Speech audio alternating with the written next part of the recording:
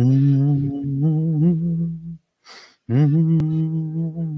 Oh, hello everybody and welcome. This is the Apostate Prophet with the Dizzle. What's up? How's everybody doing? How's Dizzle doing? Hey, what's up? No. What's up? What's up? How you doing? No, I didn't know this story until you just mentioned it. So I'm checking it out. No, Ignorant. This is what we're dealing with.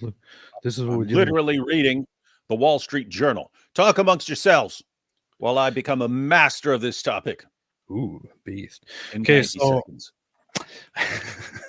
So from the title, it's quite obvious. Today I wasn't sure if I actually wanted to go live. Then I did it anyway. And I was thinking of doing a different topic today if I was going to go live. But today, early in the morn, the prosecutor of the thing, the ICC, said that he has, as a result of a long-lasting, month-long panel of independent advisors, he is now submitting a request, a demand for an arrest warrant for different individuals within the Israeli government and the Hamas leadership. So there's one thing that needs to be clarified off the very, very, very, very start, which is a lot of people, when the news broke, first thought or said the ICC issued arrest warrants. That's not really what happened. So there is currently no arrest warrant for any of these people. There is, however, a demand, a request by the main ICC prosecutor, whose name is Karim Khan, to issue an arrest warrant for Benjamin Netanyahu, Yoav Gallant, Yahya Sinwar, Ismail Haniyeh, and Mohammed Daif. Now, the first thing that I thought when I saw this news was, what the hell? How disgusting. I get it. I get it. I get it that they're looking into things and they want to summon certain people, but I mean, just look at this list. I mean, you have these individuals, these two people here, Benjamin Netanyahu, Yoav Gallant, very educated, credible people listed together under Yahya Sinwar, the monkey, Ismail Haniyeh, the barbarian, and Mohammed Daif, this terrorist who nobody even knows what he's doing right now. Hey, those dudes are. It's funny. I'm reading an article as you were talking about these dudes, and it said there are little consequences because these guys are already believed to be hiding in tunnels. They're already hiding in tunnels. So it's like, how are you getting those guys? Except for this guy, Ismail Haniyeh. He has been in Qatar for many years. Recently, he was. What's to say? It says, hang on. It says leaders named in the application for arrest warrants include the heads of the militant group's armed wing, Yahya Sinwar and Mohammed Daif. It's funny. His name is like Daif, which means weak.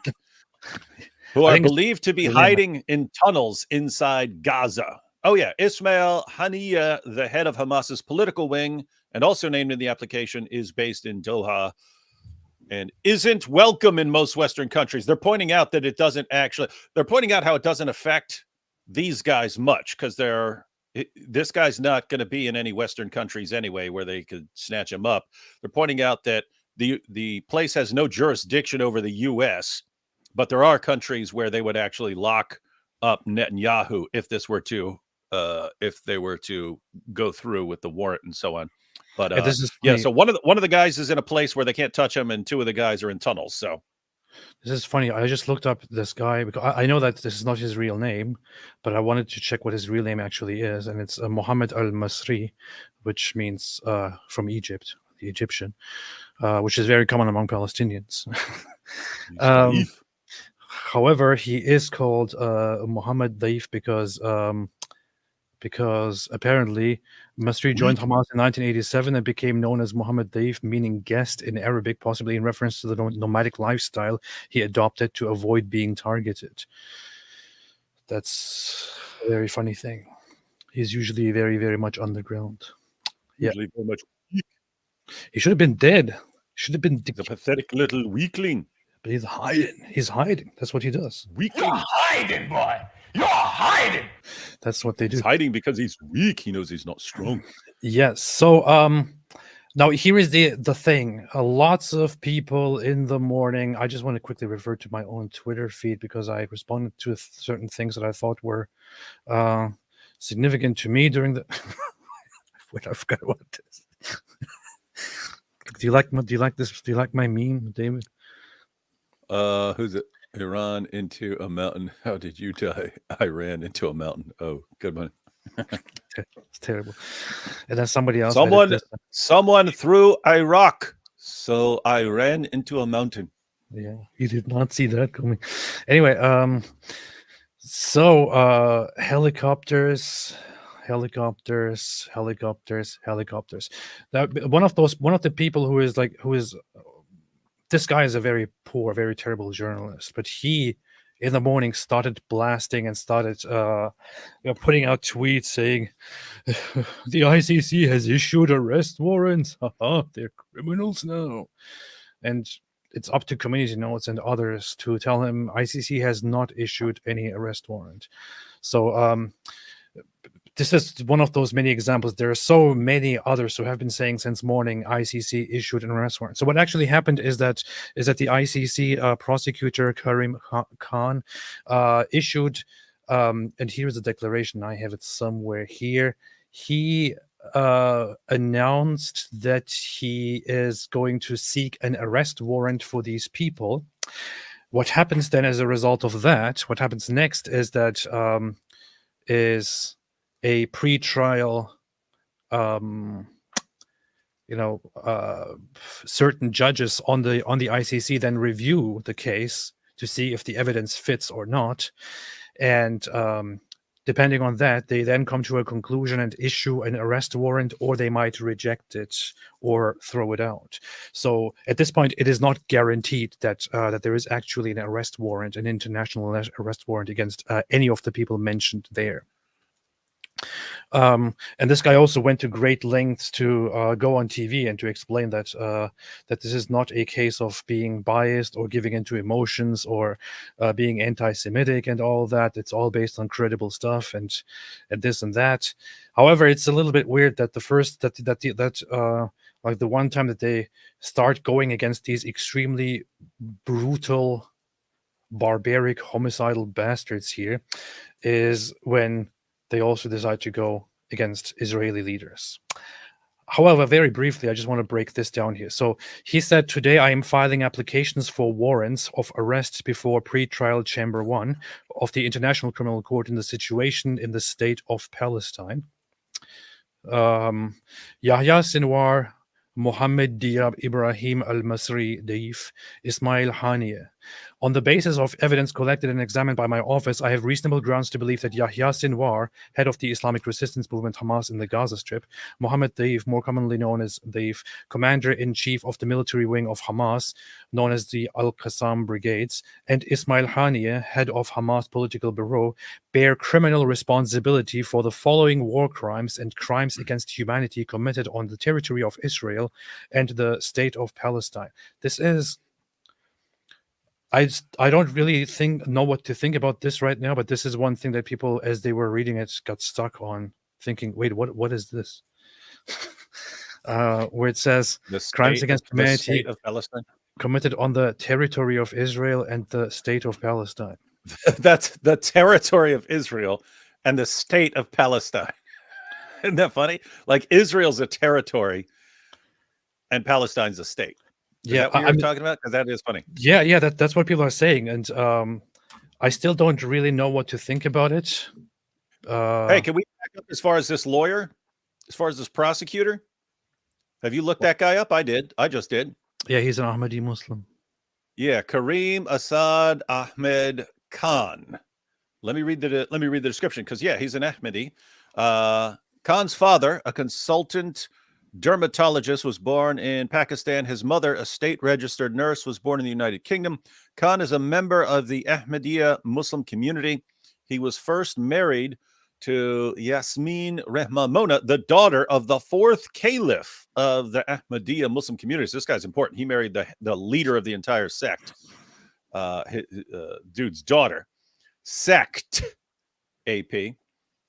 Yes, he had sex with the leader of his sect. Oh. Mirza Tahir Ahmed, that's the leader of that's the fourth Ahmadi caliph.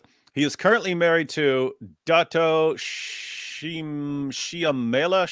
Why would you marry someone called Shiamel? That sounds very Shiamel. fake. Why would you want someone? Alexander, a Malaysian lawyer. He has 2 sons. He has a sister and 2 brothers, one of whom is the former British Conservative MP and convicted sex offender Imran Ahmed Khan. So his brother is a convicted child sexual assault. Oh my goodness. I looked that dude up. Whoa. Okay. Hopefully it's not a family thing and it was just his brother was just a weirdo creepazoid. Let's see. In 2020,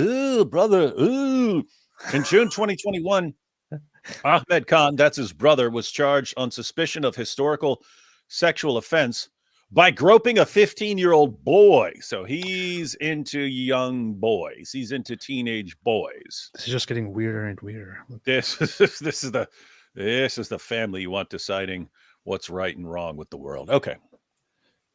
Yeah, doesn't have to mean anything. It could be that these are just, these are just his family, and he's not like that at all. I mean, it doesn't have to be. Brother, This stuff is all connected with the Pakistanis. They have like insanely high rates of child sexual abuse, and lots of the people, Afghanistan too, where men don't feel like it's gay if it's with a young boy. If it's with a boy, they don't feel like it's gay. Once he has a beard, then if you bang him, then you're gay. But when they're young, they don't think of it that way. That sounds very stupid. That's pretty creepy, but I've had this explained to me multiple times by people. That sounds pretty stupid. So anyway, and Ismail Hani, bear criminal responsibility, bugga bugga boo boo boo. I think, so here's the thing. I would also have an issue with this description here, but I think from my interpretation, it is put this way on the territory of Israel and the state of Palestine because it is speaking about these guys and what they did from their perspective, where they, within the state of Palestine, the pretend state of Palestine in the Gaza Strip, where they're mainly located, they did things, and then they also did within parts of Israel, which means in the territory of Israel. And I do come to this conclusion because when you go down here to the Israelis, to Netanyahu and Yoav Gallant, it says committed on the territory of the state of Palestine from at least 8 October. But even there, he says the territory of the state of Palestine. But I think what they're doing that because they're just trying to refer to the official international name of it, which when the Palestinians declared their state. Wait a minute, no, Israel is also known as the state of Israel. Yeah. Huh. Hey, you know what would have been awesome if you read this and it said, and this would have allowed us to take it a bit more seriously. If it said, and accused of war crimes and crimes against humanity in the state of Israel and the fantasy land of Palestine. Wouldn't it be cool if they said fantasy land of Palestine? Yes. Okay, now I gave it the benefit of the doubt, and I was like, okay, this is just, and I do still hold on to that interpretation a little bit. But why in the world did they use state of Palestine when referring to Palestine, but only Israel when referring to Israel? Because I thought it's because internationally Israel is known as Israel and Palestine is known as state of Palestine, but it's not. It's an occupied territory. But Israel is also known as state of Israel officially. So no, it's the occupied territory of Israel. Huh. I don't know. This is kind of weird. This is kind of weird. Not reading anything into it. Definitely not. No. Crimes against humanity committed on the territory of Gaza on 7th of October. Now here they list a few of the things, and I will go into more detail on these. But extermination. Extermination as a crime against humanity, contrary to Article 7.1b of the Rome Statute. This is a very important one, which is why I will separately pull this up and bring it forth in a little bit. Murder is a crime against humanity, contrary to the Article 7.1a, and is a war crime, contrary to Article 8.2ci. Taking hostages as a war crime, contrary to this article. Rape and other acts of sexual violence as crimes against humanity. This is what I find so hypocritical, not from the ICC, but from people who are now reporting on this and who are saying, look, Israelis, the Netanyahu will be prosecuted, ha ha ha ha, it is genocide, while the entire time they were denying any kind of sexual assault or anything coming from Hamas. Here is their so beloved ICC that just put in a request for arrest warrants, saying that they want these Hamas leaders for multiple war crimes, including rape and other acts of sexual violence, as crimes against humanity, contrary to Article 7.1g, and also as war crimes pursuant to Article 8.2e6 in the context of captivity. Torture as a crime against humanity, and also a war crime in the context of captivity, so torturing captives.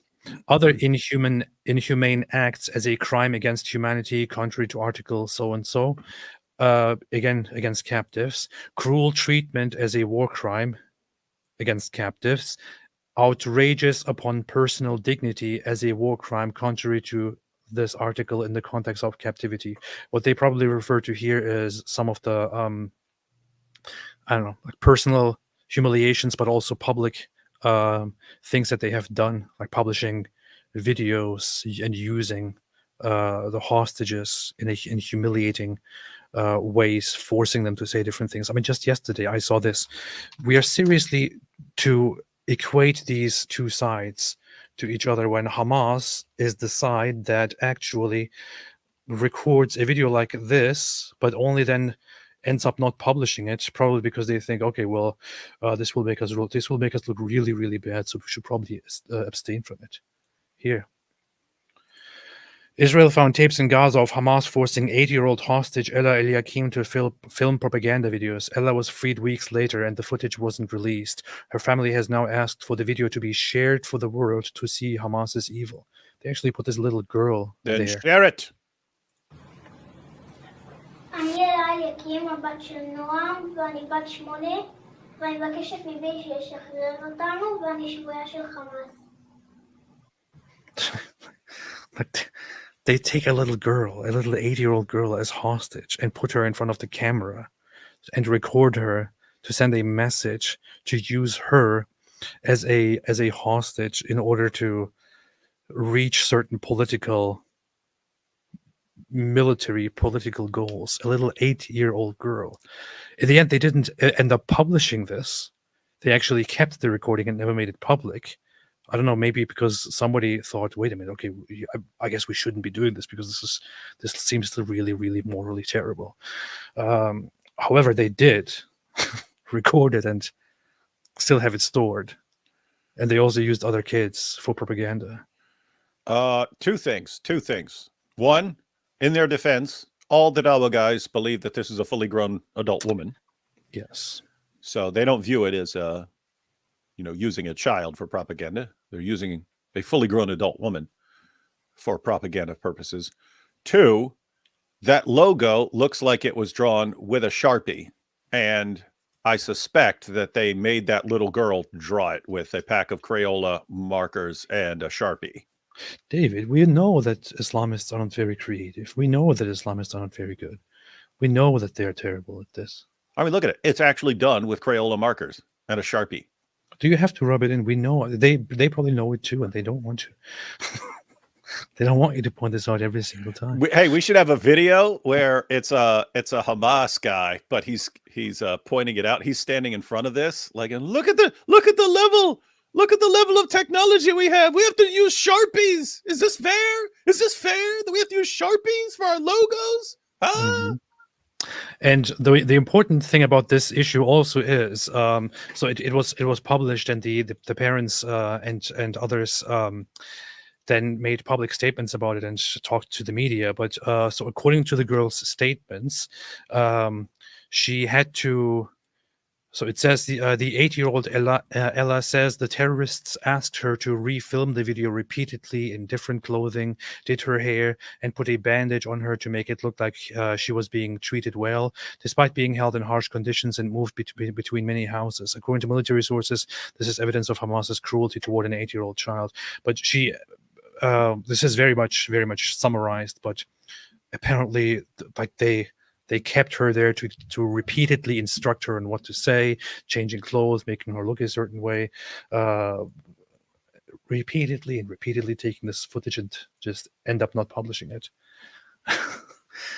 And these are totally like put together on a list with people like Benjamin Netanyahu and Yoav Galan. And no matter what you think about these people, right? No matter what you think about these people, really, man, you put these guys together with these lowly, subhuman filth terrorists here. I'm sitting here reading Netanyahu's response.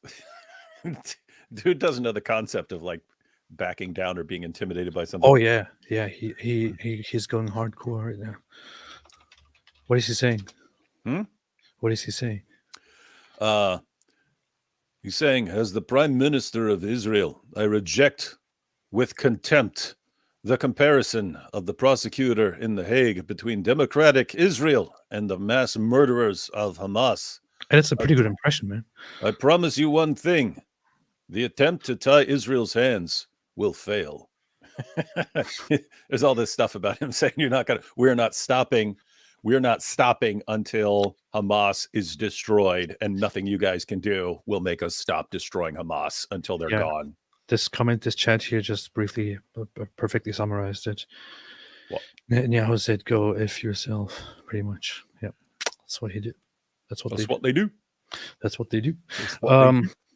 So extermination refers to genocidal acts, but we'll come to that in a little bit in a second. My office submits that the war crimes alleged in the application were committed in the context of an international armed conflict between Israel and Palestine, and a non-international armed conflict between Israel and Hamas running in parallel. We submit that the crimes against humanity charged were part of a widespread and systematic attack. Anyway, I'm going to quickly skip this for a moment and go down here to the Israeli part. He also says, I again reiterate my call for the immediate release of all hostages taken from Israel and for their safe return to their families. This is a fundamental requirement of international humanitarian law. Okay, that's very cool that you're putting this down here. However, we don't hear very much about this, do we?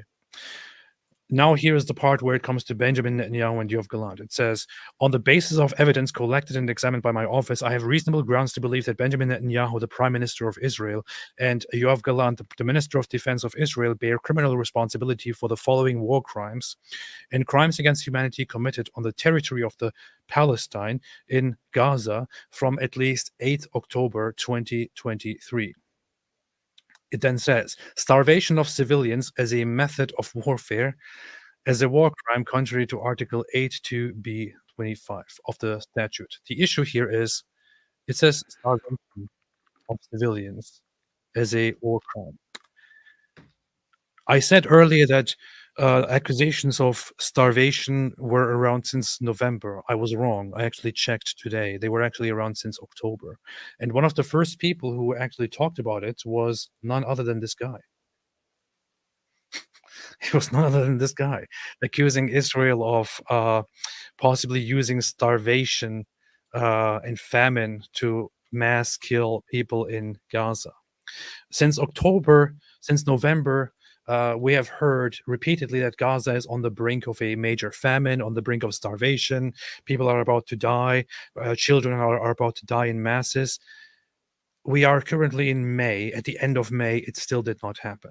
Okay, who in the hell survives that long in a starvation? We have videos coming out from Gaza where we have people still operating restaurants in quite a normal fashion, celebrating, eating regular meals, and so on.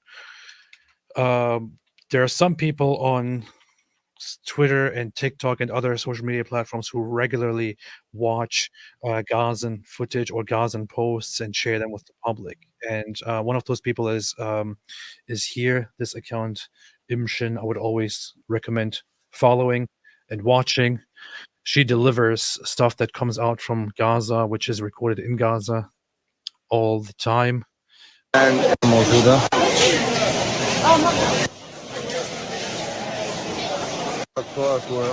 الأيام العادية مول أبو دلال طبعا موجودة ومعروضة عندنا حلاوة. Look at this. You go to stores in America, you don't see this much put together on a shelf. These shelves are making me hungry.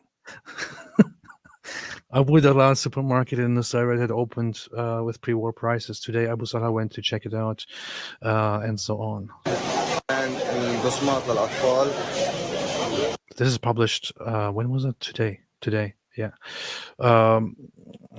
Different instances of people reporting from restaurants, advertising for restaurants, celebrating, and so on. It doesn't look like this is a famine. It doesn't look like there is a starving population out there. Okay. There might be some regions that are currently under heavy fighting where things may be bad, but there clearly is no such thing as such a blockade that there is a complete stop or deliberate starvation of the people of Gaza ongoing. It's ridiculous. To this day, there is no credible, proper evidence that is taking place. What they have evidence for, even according to this report, is that at certain points in the Gaza Strip, food was at some points insufficient for different reasons, and they count this as reasonable grounds to believe that there may be an orchestrated starvation of the population. However, they don't have clear evidence for that, which is it needs to go through a trial in order to analyze the evidence to then further come to conclusions on that. And in fact, the pre-trial chamber may also review that and then decide that there is not enough evidence to suggest that, or they might decide that there is evidence, and then they might present the evidence. So far, I haven't seen any. Willfully causing great suffering or serious injury to body or health, contrary to Article 82A3, or cruel treatment as a war crime. Willful killing. Is this how you spell willful? Somewhere? No, it's not. Neither is it an willfully. Oh, yeah, you're asking is that an acceptable spelling in a different country? Yeah. Maybe it is. I don't know. Maybe maybe it is in somewhere where they speak like Richard Dawkins. I don't know. Willful killing contrary to Article this and this, or murder as a war crime contrary to Article 8. Intentionally directing attacks against a civilian population as a war crime. Oh, yeah. British spelling, just so you know. Oh, really? I looked it up. An acceptable British spelling. It looks disgusting. It's like driving on the wrong side of the road and crap. Don't you think it looks disgusting? Look at this. What the hell is this? It looks stupid. It does look like, I would think, like, keep in mind, not everyone is going to look it up. They're just going to think whoever wrote this is an idiot. Intentionally directing attacks against the civilian population as a war crime contrary to these articles.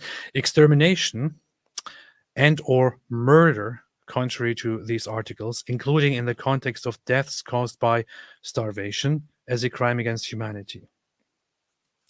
This is a very important one. We will have to look this up. Persecution as a crime against humanity, contrary to this article, other inhumane acts as crimes. So it looks very much like, aside from the starvation and intentional directing against a civilian population, much of it seems pretty vague, but it does include, again, the whole extermination allegation here, which has to be established. I'm really not sure what kind of evidence they're relying on there. I still haven't seen any. When it comes to extermination, which they also allege against Hamas, by the way, it's quite clear. We have their written statements, we have their speeches, and so on. It's quite clear that they have genocidal intent. I'm not sure how they can find or even suggest genocidal intent on the Israeli part. And I know there are people in the chat who say, please, I have still so far not seen actual proper evidence that Israel is committing a genocide or that Israel has an intention of committing a genocide. Neither of these things, I think, can be established, can be pointed out, can be pointed at. I still haven't seen it. I don't know what these guys have. I can definitely show you the genocidal intent on Ahmed Muslir said, go watch Al Jazeera. Watching Al Jazeera itself should be a war crime. So my office submits that the war crimes alleged in these applications were committed in the context of this and this and that.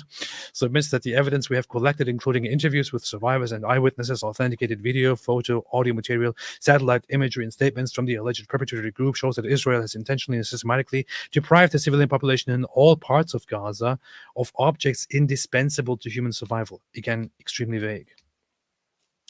This occurred through the imposition of a total siege of Gaza that involved completely closing 3 border crossing points, Rafah, Karim, Shalom, and Erez, from 8th of October for extended periods, and then by arbitrarily restricting the transfer of essential supplies, including food and medicine, through the border crossing after they were reopened.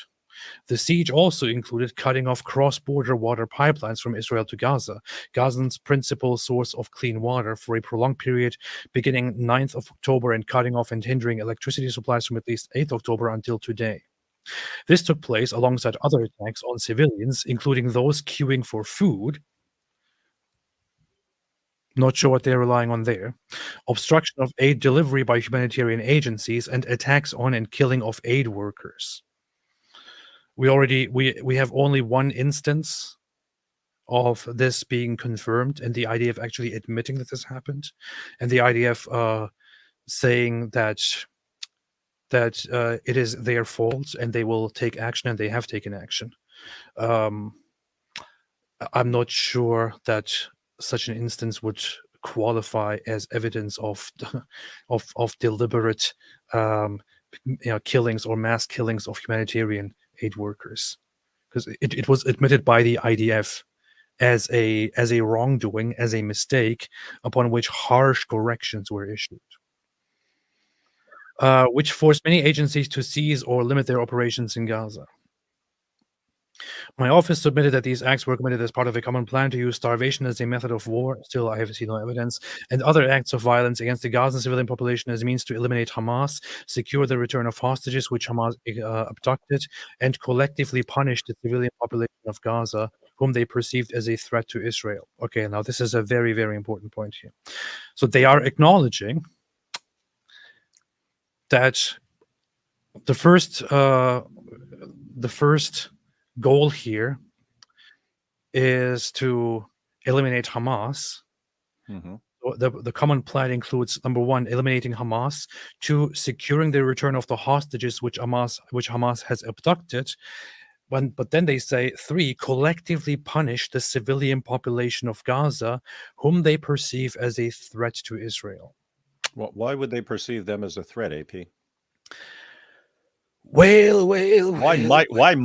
might someone think that the population of Gaza bears some responsibility in all of this? Well. There are different things that I can think of. For example, this one. You could start with the election, for instance. No, I'll just start with And this then one. current polls. That's a good one to start. Here, we can just start with this one. Over 70% of Palestinians support Hamas's October 7th terror attack. So there's that. And this is according to a poll. I think this is directly from the here, Palestinian Center for Policy and Survey Research. So you can't allege that this is just some biased thing. This is from the Palestinian-led poll. Over 70% of Palestinians support Hamas's October 7 terror attack. I'm going to say something very harsh. Don't do it. But if you are involved in a war where one side explicitly goes out and says, we will end and eradicate Israel and the Israelis, and we will kill the Jews and this and that, and explicitly say we will cleanse this land of the Jews, and they commit an attack like the one on October 7th, with so much evidence of brutal cruelties committed against civilians, and we are in the middle of this war, and the civilian population on the other side, to 70% agrees with those actions, with genocidal intent, with genocidal actions. Yes, October 7th was a genocide. It was a genocidal act. If 70% of the other side agrees with that, then why in the hell does it matter what the hell happens to them?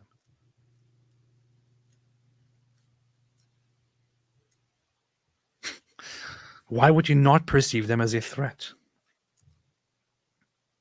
Especially if Hamas goes around always clothing themselves in civilian clothing, always using civilian clothing when they are fighting inside Gaza, when they use regular jeans and t-shirts, right, with Nike or whatever it is on them, to shoot or to throw grenades or to quickly grab the RPG launcher that they just hid over there to fire against Israelis.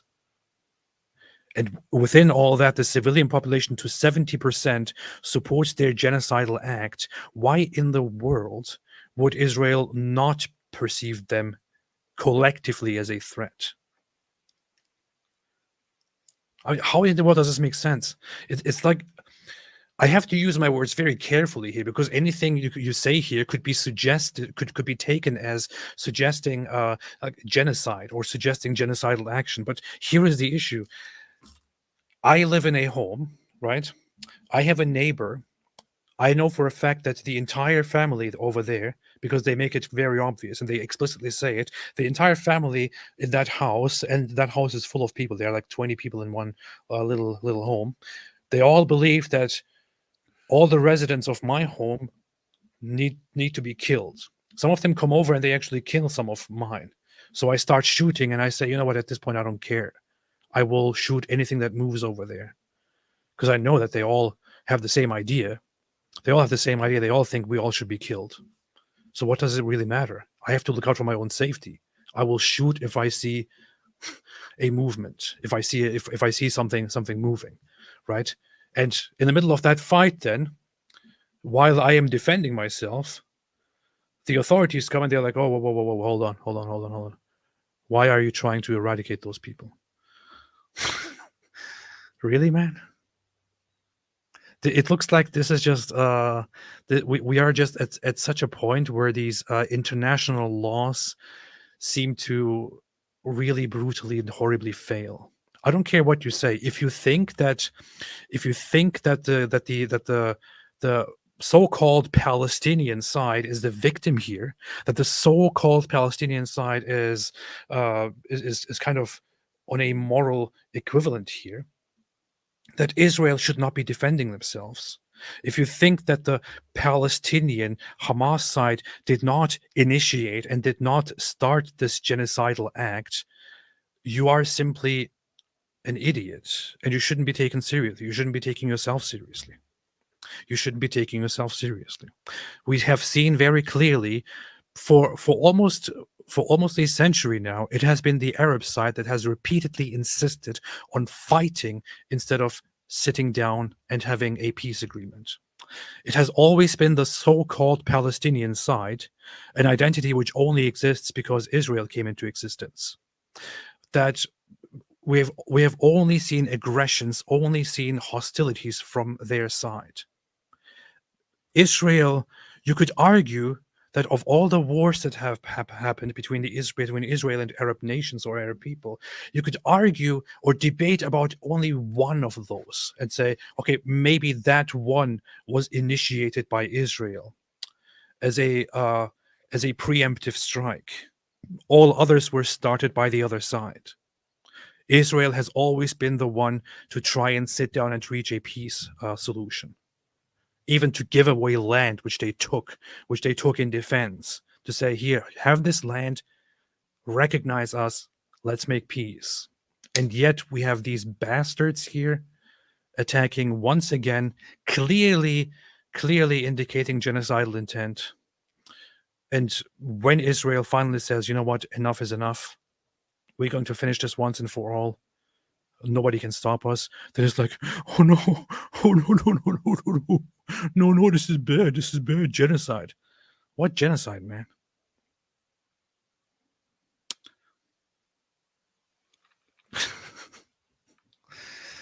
Yeah. David, what's up? Man, how much longer, man? How much longer are we doing They this? got him cornered in they got him cornered down there at the bottom. Well. And we have seen it since the beginning of this war. Israel has been repeatedly, I mean, just over the last 2 weeks, right, since the whole Rafah situation was initiated, what Israel did was to move 1 million people to a non-combat zone through safe corridors, arranged that, put all kinds of resources into this, for a week or more, bombarded the place with flyers saying, hey, leave, evacuate, go to this place, you will not be safe. Making calls repeatedly, even to people who say, no, we're not leaving, don't call us anymore. They would still call and say, leave, you have to leave or you might die. Repeatedly, they have been trying to educate and to prevent the civilian population that actually wants to die from dying, from getting killed in a war.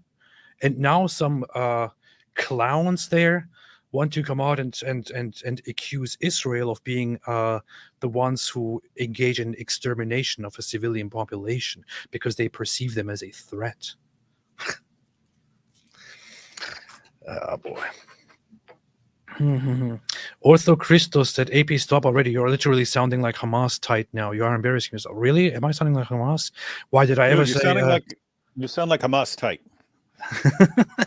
First off, I don't even believe that you're a Christian. Secondly, I don't even believe that you are actually sympathetic to any of this stuff. You just came here to troll or to present the Nick Fuentes perspective. Third of all, I think you are most definitely, I can guarantee, most definitely going to follow up with some horrible shit about Jews, right? Prove me wrong, please. And what Hamas, man? Do you really want to bring Hamas out here? Do you really want to show what Hamas is all about? Did I say something like, "Oh, Arabs need to be eradicated. We should get rid of all of them"? Did I say something like that? Because that's what Hamas says about Jews, again and again, just quite recently. They think there is an eradication in order which they are working for. I'm sorry. I don't believe for a second that you are an actual Christian. If you are a Christian, then you are an absolute imbecile. Do you believe he's an actual groiper? Imbecile, because you are here speaking up for the people who are actually who also want you dead. By the way, someone said Rochester 92 said Ortho Christos is a groiper. He was in here before, so yeah, his groiper status is confirmed. Yeah, I would say you should do what your hero did in the end. Yes. So, hey, have you seen that?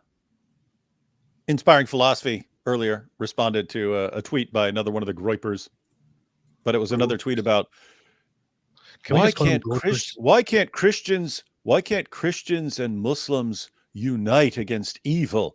And of course, Inspiring Philosophy replied, and he goes, that's good. Christians and Muslims should unite against the evil of adults having sex with little kids.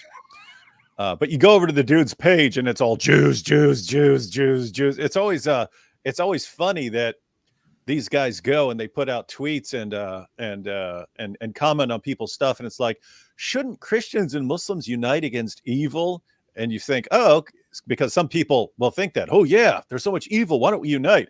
And you look at what they're actually talking about as, can't we agree to get together and wipe out the Jews?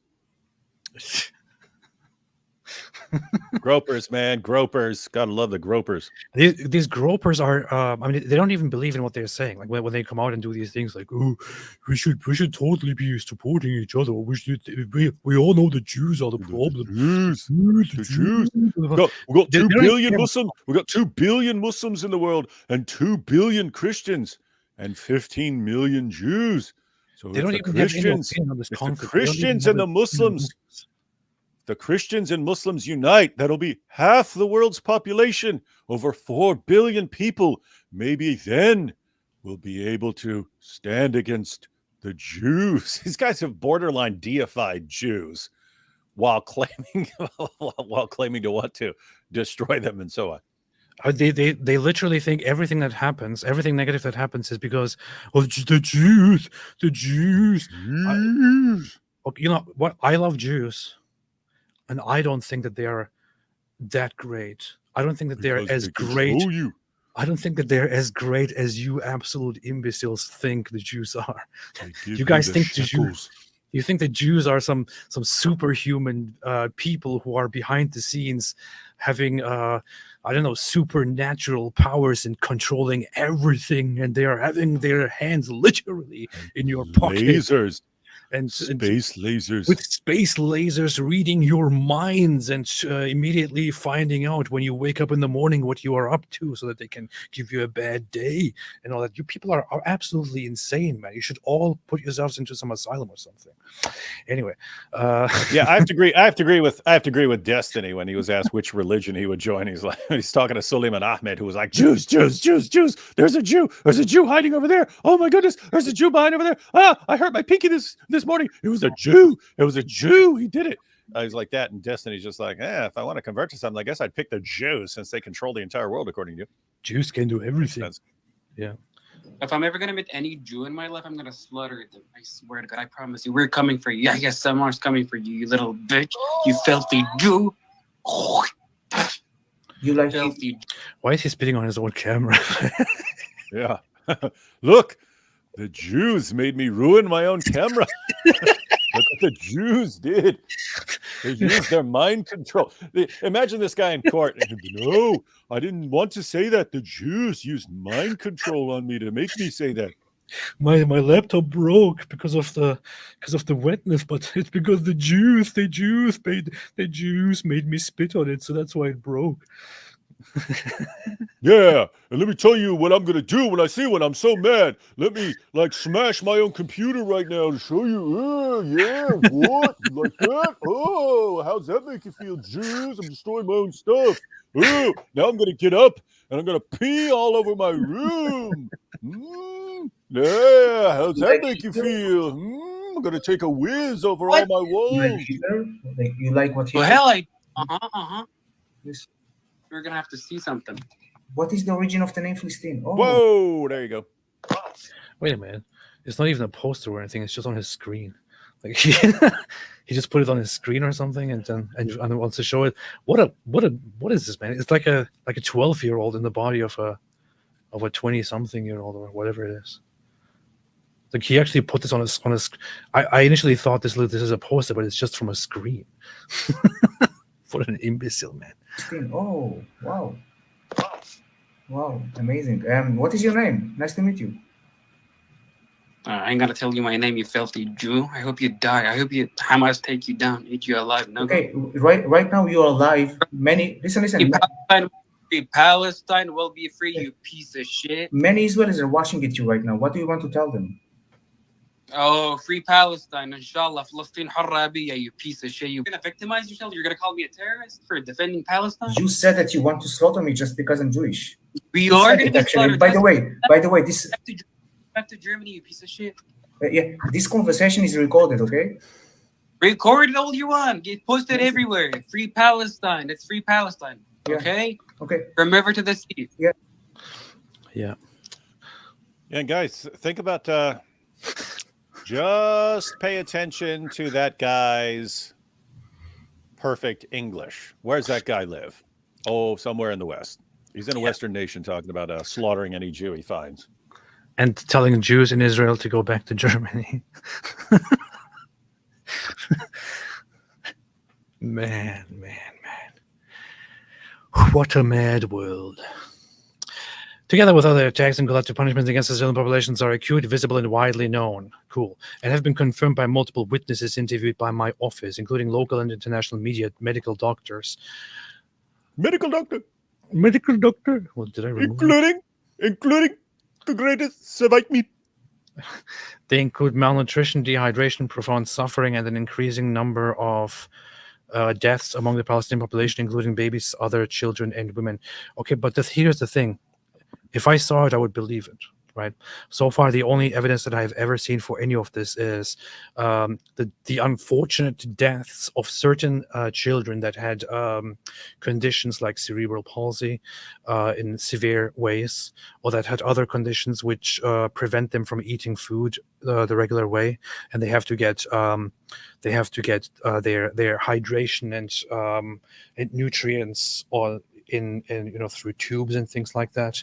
And as a result of the war, there were a handful of such children that actually died. I still don't know of any evidence of regular, random, healthy children dying from starvation. I haven't seen it. I don't know. Yeah, the If only anyone can evidence link of it to me, blink it. I haven't seen it.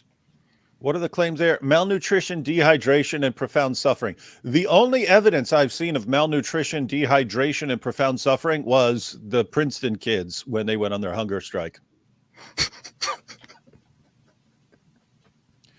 We know they were malnourished, dehydrated, and profoundly suffering because they said so repeatedly. Yeah, while having rosy cheeks. They were a bit ruddy. One of the sad effects of malnutrition and dehydration. Your cheeks get especially ruddy. Yes.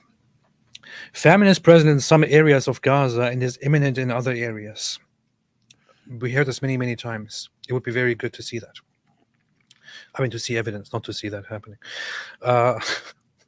As UN Secretary General Antonio Guterres warned more than 2 months ago, 1.1 million people in Gaza are facing catastrophic hunger. The highest number of people ever recorded anywhere, anytime, as a result of an entirely man-made disaster. Okay, we'll go to that source as well. Today, my office seeks to charge 2 of those most responsible, Netanyahu and Gallant, both as co-perpetrators and as superiors, pursuant to Articles 25 and 28 of the Rome Statute. Israel, like all states, has a right to take action to defend its population. That right, however, does not absolve Israel or any state of its obligation to comply with international humanitarian law. Notwithstanding any military goals that they may have, the means Israel chose to achieve them in Gaza, namely intentionally causing death, starvation, great suffering, and serious injury to body, health, or civilian population, are criminal. Yeah, fantastic. So this is pretty much what the thing is about. It says this is being presented now to the pre-trial chamber of the ICC, and the pre-trial chamber will actually look this through, and we'll see if there is enough evidence to support this case. If they decide that there is enough evidence, there are different steps that they might take. One of those, which this aims for, is an international arrest warrant issued for all people mentioned. The problem with that is that the ICC doesn't actually have proper jurisdiction over Israel, because the ICC is, and it's very funny that lots of people from Muslim countries and other places outside the Western world kind of what is this, man? Kind of talk about this and celebrate this. Right there. But here is open image in new tab. Doesn't work. No, doesn't. Oh, okay, this works. All right. Which countries recognize the International Criminal Court? States parties to the Rome statute of the ICC, and situations under investigation by the ICC. So, all green countries have signed and ratified their recognition and collaboration with the ICC, with the International Criminal Court. All yellow countries have signed but not yet legally ratified, which therefore means that the ICC cannot actually directly, formally do anything. Means no jurisdiction. They have no Yes. jurisdiction if it hasn't been ratified. And you will see here, America is one of those where the ICC doesn't have any jurisdiction. Russia is another one where ICC doesn't have any jurisdiction. And you will Almost see all here, of Europe there. you will see here, Israel is also yellow. So in Israel, they also don't have any proper direct jurisdiction. So when if the ICC eventually does issue an arrest warrant, it wouldn't really mean much because they wouldn't have any power over it. What they could do, however, is to issue this warrant and order all abiding countries to deliver the individuals to the ICC if they are present in those countries. Yeah, it means Netanyahu and the other guy, their movement throughout the world is restricted. Yeah, Like they can't go to Europe anymore. They go to the U.S. yeah, They go to the U.S., but not to France or something like that. yeah. And the solution to that would be very easy, to be honest. Conquer Europe. I agree. Yes. But here's the issue. We have lots of people from the Muslim world, from the Arab countries and other places celebrating, like, yeah, now you see. But the problem is, if you look at this, lots of those places aren't even relevant to the ICC, aren't even part of the ICC jurisdiction, didn't even make an attempt to be part of it. One of those very few countries have actually signed and ratified the ICC recognition. One of those is Tunisia. Jordan is here. Jordan has always been less in alignment with Muslim countries and their trends. Not even Turkey is part of it, which is funny. Here's Afghanistan that is part of it, which probably happened after the invasion. And some of these North African, Middle Eastern countries have signed but not ratified, so also no jurisdiction. It's like half the world is not even relevant to the ICC. It's quite funny. What's also funny is that a lot of pro-Putin and pro-Hamas people are celebrating this attempt at an arrest warrant while completely ignoring the fact that the same arrest warrant would also include Hamas leaders, and that in 2023, the ICC actually not just requested but issued an arrest warrant against none other than Vladimir Putin, which you can see right here. And what did Vladimir Putin say? He said, I don't care about your arrest warrant. So 17th of March 2023, situation in Ukraine. ICC judges issue arrest warrant against Vladimir Vladimirovich Putin and Maria Alexeyevna Lvova-Belyova. Of course, these guys said, piss off, please. I kind of like how they'll have the same name, but with Ovich in like for the middle name. So it'll be like Ilyas Ilyasovich Stroganov and stuff like that. And Vladimir Vladimirovich Putin. Yes. Not much originality with the middle names there. Yeah. Apostatovich Prophet. Davidovich Wood. I think Ovich just means son of, so it would be Vladimir, son of Vladimir. Then pick a different first name, AP. Yeah, well. That's all I'm saying. Yes. That's that. We don't care about your arrest warrant. 403 haram. Let us be clear today on one core issue. If we do not demonstrate our willingness to apply the law equally. Anyway, now we can go through some preliminary examinations and situations under the investigation, or onto the preliminary examinations. Hold up. Why didn't they just link the freaking file here? actually have it. Hold somewhere. up. What? I'm still What? checking out this Imran Ahmed Khan. Who Guy's cares brother about Imran and Ahmed all Khan? this stuff. I'm just saying, this family seems screwed up. So we only read one little part. Said he was accused of groping a 15-year-old boy. Ahmed Khan attempted. The story is actually interesting for what he did. It's like relevant to the entire Ummah and everything else going on in the world. So, Imran Ahmed Khan, that's the guy who's doing this, the prosecutor's brother. Imran Ahmed Khan attempted to have the case heard in secrecy. He wanted the whole trial quiet. First arguing that as a serving MP, there were concerns about his safety and that to name him in court would breach his human rights, and attempted to have the age of his victim withheld. So they wanted no evidence of the fact that it was a teenager.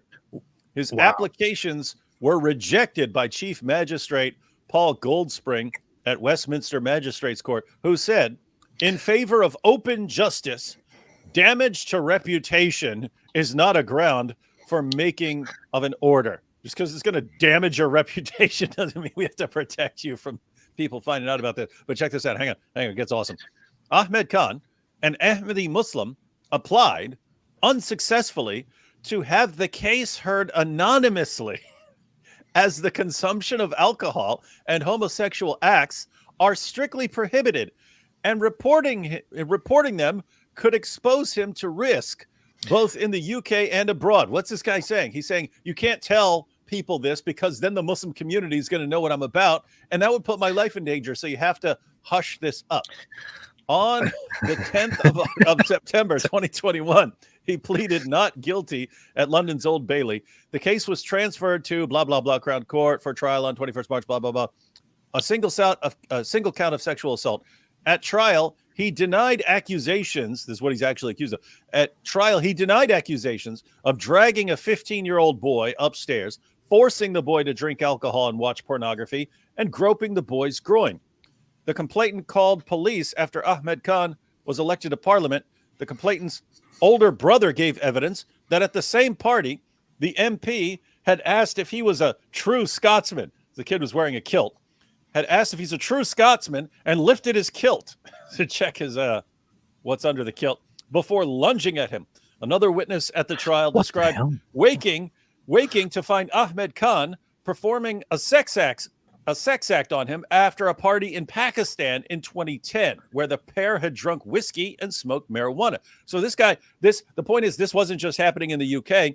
There are people talking about stuff he was doing in Pakistan, getting people drunk, and so on. Anyway, it continues on. But I just find it interesting that it's, hey guys, I'm a Muslim, therefore you can't report this stuff because it could endanger me with the Muslim community. It's like, what's the Muslim community going to do? I thought Islam's a religion of peace and tolerance, and it's just no one's ever going to have a problem with you. But it's just funny, right? It's like, okay, yeah, everyone else, you can report them, but since I'm a Muslim, I'm in a special status where you can't report that I'm molesting teenage boys and getting drunk and doing cocaine and all this other stuff. Look, Muslims generally wouldn't do such a thing as molesting little children or little boys. Yeah, never happens. That's messed up. Maybe it's kind of an act of revenge. Maybe the brother is like, brother, punished him for what they did to me. Avenge me! They locked me up for molesting boys. Avenge me! I will. I'll go get the Jews because we know the Jews were behind your arrest. Netanyahu got on the phone and said, listen, we can't have this Imran Khan here. Get him. Frame him for some sexual misconduct, okay? Here's the shekels. Here's the shekels. Get it done. Here's Giuseppe Biden. Hey, Giuseppe! I'm making a statement. Dude. By the way, this is hilarious. That basically the situation that Biden is, you can almost feel bad for him and everyone connected to him right now, because they are stuck in this position of not wanting to upset Jews and trying to appease the far leftists and the Muslims and everyone else who want Israel to be crushed. And there's no way to win. There's no way to win. So it's like this back and forth of shame on Israel for doing this. We will defend Israel no matter what.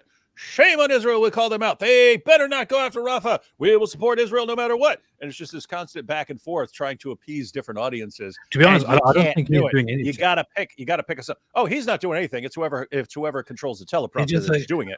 I don't think that in Mexico. Let me tell you. Mexico. Now, this reminds me back in the day with Corn Pop. Corn Pop was a bad dude. One day, this guy went up and messed with Corn Pop. Corn Pop started beating the guy up. I said, Corn Pop, aren't you going a little too far? Going a little too far. We understand, Corn Pop. You got a right to defend yourself. But you're going too far. And that's what I feel like right now. You can't do it, man. You can't. There's no winning everybody at this point.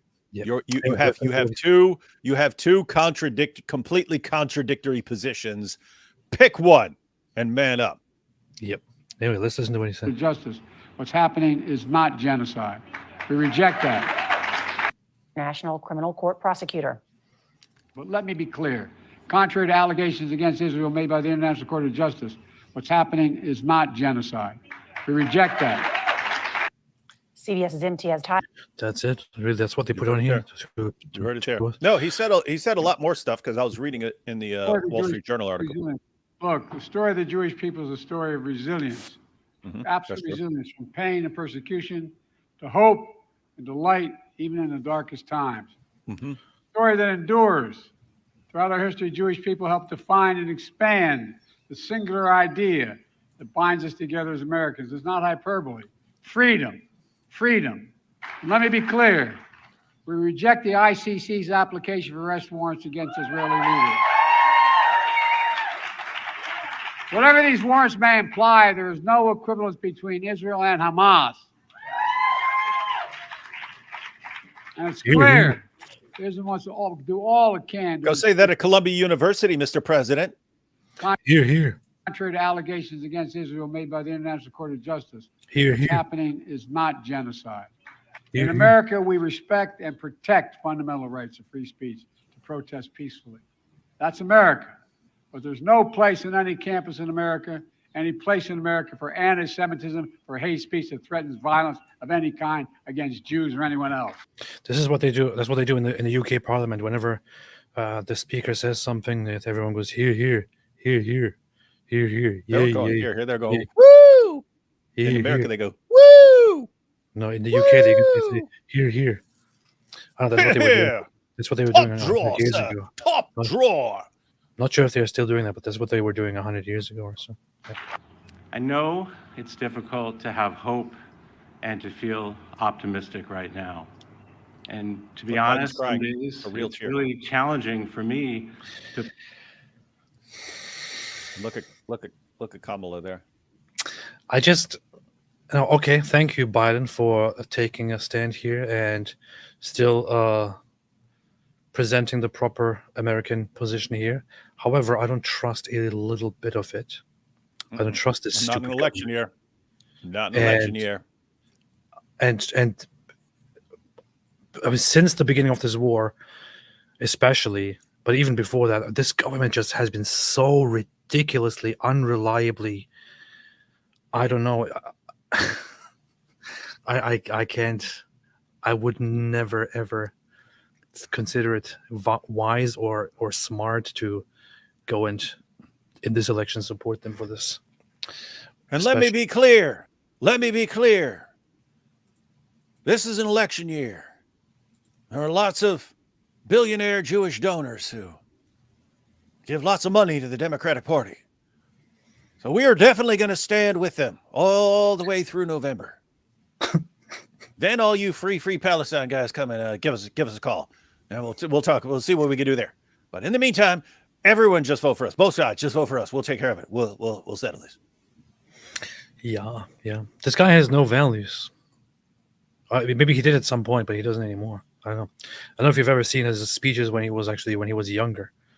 I've told you about that. The dude was smart and he was really quick. This is apart from whether you agree or disagree with his policies and so on.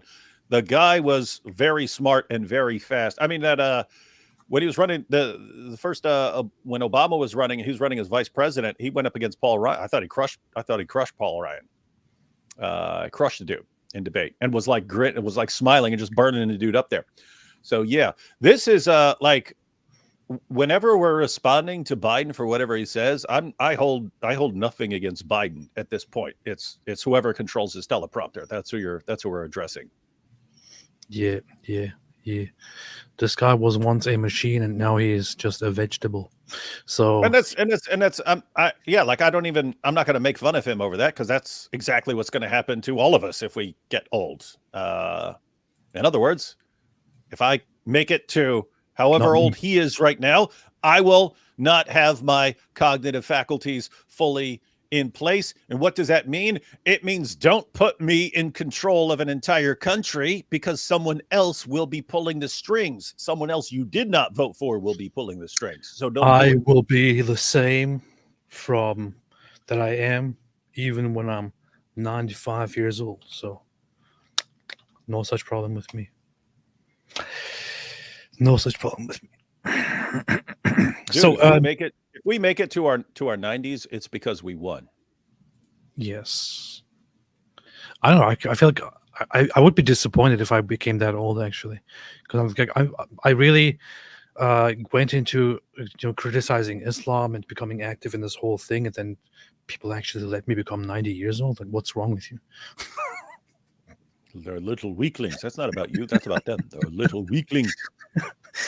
So one of the accusations here, which is presented here, which is brought against Hamas, but also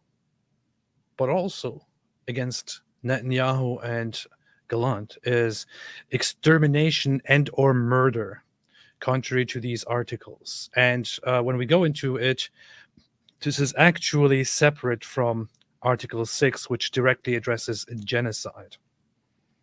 For the purpose of this statute, genocide means any of the following acts committed with intent to destroy in whole or in part a national, ethnical, racial, or religious group as such. And then it mentions killing members of the group, causing serious bodily injury, deliberately inflicting conditions of life, and so on. What they reference is actually this here, Article 7, crimes against humanity.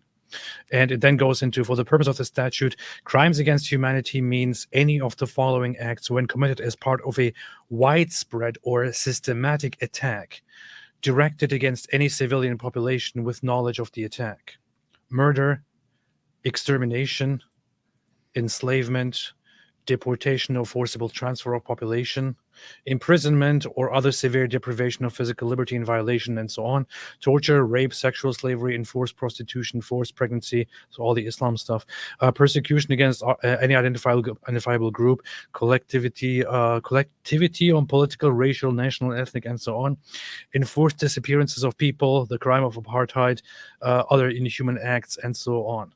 So and for the purpose of paragraph 1, extermination includes the intentional infliction of conditions of life, inter alia the deprivation of access to food and medicine, calculated to bring about the destruction of part of the population. So even when, in this accusation here, they are saying that Benjamin Netanyahu and Yoav Gallant, under their authority, Israel is accused of extermination and murder under these two articles, the other one being here, which just says attack directed against any civilian population, means a course of conduct involving the multiple commission of acts referred to in paragraph 1 against any civilian population, pursuant to or in furtherance of a state or organizational policy to commit such attack. So mass killing and murder, that's what they're saying. Systematically organized, including in the context of deaths caused by starvation, as a crime against humanity. So the extermination part here addresses not directly genocide. That's not what it is about, but about targeted killings or mass killings or systematic killings of numbers of people within Gaza. That's what they are alleging. The issue is we've had these accusations and these allegations since the beginning of the war. This is nothing new. This doesn't say that they were committing a genocide. It says that they were deliberately mass killing parts of the population through different means, and that there is evidence to suggest that this is taking place. And what they are suggesting here is, so on the basis of evidence collected and examined by my office, I have reasonable grounds to believe that this stuff was done by Netanyahu and Gallant. Reasonable grounds, we talked about this before. Reasonable grounds is like a very basic, low but strongish threshold which needs to be met in order to establish that that this is probably happening. So all of these accusations are probably happening or could be happening. It is reasonable that they are happening. It is reasonable that they are being committed. That is what is actually being said here. And that is why the arrest warrant is being requested. And now the chamber in charge of reviewing this case can then say, yeah, okay, we agree that there is enough evidence to suggest that that there may be that these things may be happening, or the evidence is not sufficient. Nobody at this point says that beyond reasonable doubt these things are happening and we have concluded such a thing. That is definitely not the case. However, they have also given the same standard, reasonable grounds, when they come to Yahya Sinwar and all the other Hamas animals. And they even threw taking hostages as a war crime into that, which is very weird because it's quite obvious that they took hostages, and it's there is no discussion about whether that is a war crime or not. Now, here is a lengthy report where different experts, members of the panel of legal experts, were consulted in order to review this whole case, and then give their approval to see if there is if the evidence seems fit to justify the prosecutor's suggestion for an arrest warrant. And they looked through it and they said, yes, we think that it is justified for him to issue this arrest warrant. But what they did is basically to just sit down and look through the whole case and say, okay, yeah, we think it's reasonable, we think it's justified. This is all the beginning of a long, lengthy legal process. And yes, there is, as you just mentioned, Amal Clooney right here. No more movies for her husband. Alhamdulillah. So, crimes and applicable law, charges, Hamas leaders. Do you want to go through these things here, David? Why would we want to go through pages of boring text? Because it's fun. When you could go through comments and super chats, which are way more exciting. There you go. Read the conclusion. That's what you read. That's a good point. But I will actually read this stuff. But White Trash Banner said, "Apost late like always. I'm never late. How dare you suggest this? How dare you? You're finished already. Look at me. Look at me. You know you're done." GoTub said, "That guy in the thumbnail makes great music. LOL. Dollar bills, dollar bills. My people have no water. I wonder how it feels." Yeah, that song is called Gaza skies are black, but Qatar is always sunny. I think that's what it's called. Heroes Workshop. The ICC has issued arrest warrants for Eli Copter, Benjamin Cohen, Sheikh Yadir, and Mike Winger. Among all those, Mike Winger, for some reason, is also being targeted here. The White Trash Panda said, "I bet the chat AP forgot about the stream. This is me paying up." Yes, I did forget about it. Also, David Wood reaction to Palestinians know how to party. Did you watch that? Did you listen to that it? was good. That was pretty good, right? I laughed. Yeah, that guy's funny. I laughed a lot. And then I saw that he also made a song about Farfour. No, I don't even. Darn it. I actually let slip out that Farfour comes out. Yeah. I'm not even sure if. Which funny, that means this guy actually like follows this stuff or like does a little research into it. If you're bringing out Far 4, in your music video, you know what you're talking about. Yes. And for those who don't know, we're talking because yesterday somebody brought up that there's a music video on YouTube that is called Palestinians Know How to Party. And then I looked it up and realized that it's very, very funny. And sent it to David, and he thought it's very funny too. So that's what it was indeed very funny. It was indeed funny. So it was based. Apollos Christian Apologetics said, if the trajectory continues as it is with this 100-to-1 ratio speed, you'd have to kill the Iranian president. Kobe's pilot to Eli Copter. Well, the president always was down to earth. Eli Copter. People are making fun of some old man's death. Yeah, it's messed very up. mean. It's very mean. Yeah, what did that old man ever do to you or anyone else? Oh, he only killed like thousands of people, but so what? Who hasn't done that? That was in the past. Yeah, who hasn't done such a thing?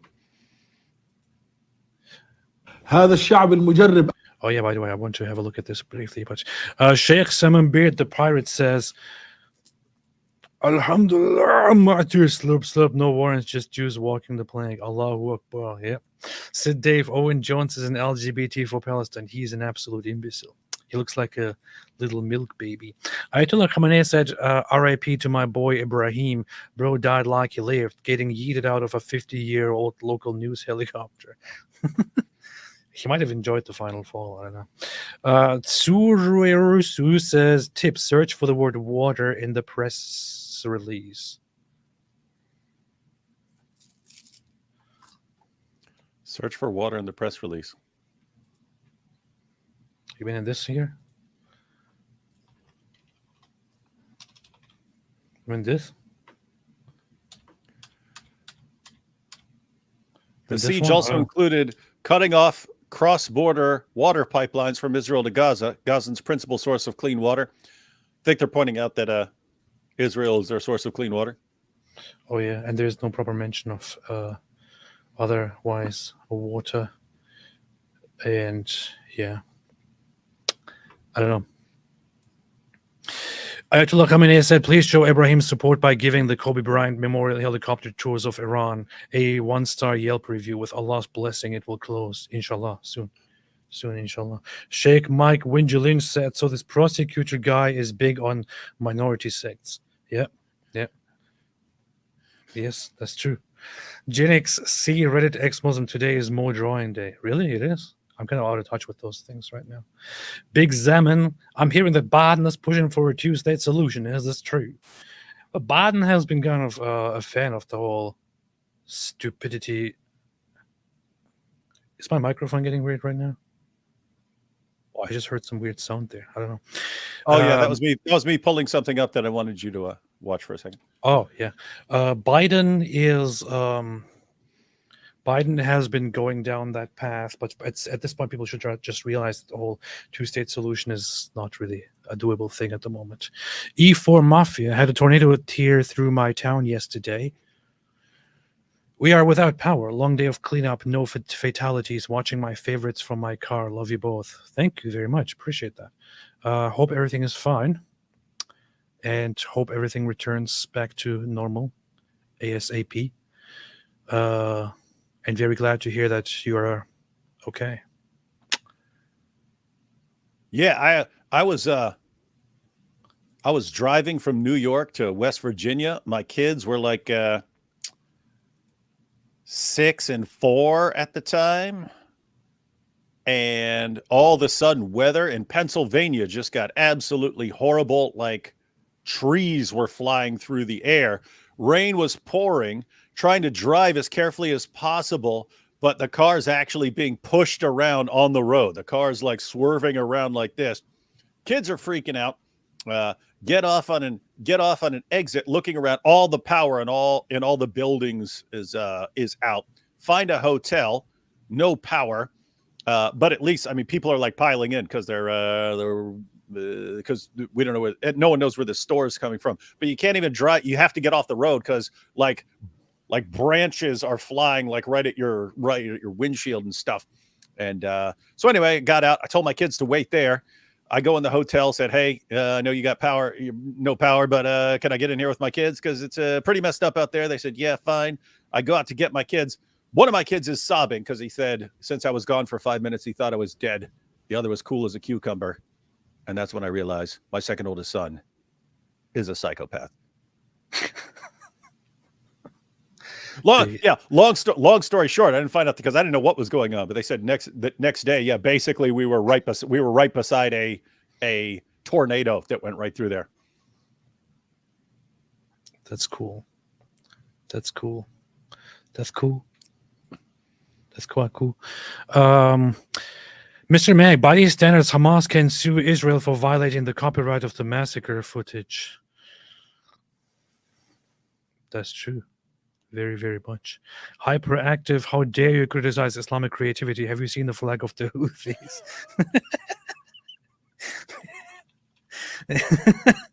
It's the best, man. The flag of the Houthis is just the best thing to ever be created. It has such a wonderful design. Look at this. Look at this beautiful thing here. Wow. Graphic design is my passion. Wow. Look at this beautiful thing here. It says Allahu Akbar. Death to America. Death to Israel. Curse upon the Jews. And then victory to Islam. So this is the Houthi flag, and of course it is not anti-Semitic. They don't have a problem with Jews. They only have a problem with Israel. Who would ever have a problem with that? Of course they don't have a problem with Jews. Like, don't be ridiculous, man. Why would you even suggest such a thing? Anyway, it's seriously funny though, because it looks like that whole thing was designed on a Commodore 64 in 1988. I know, it looks very, very bizarre.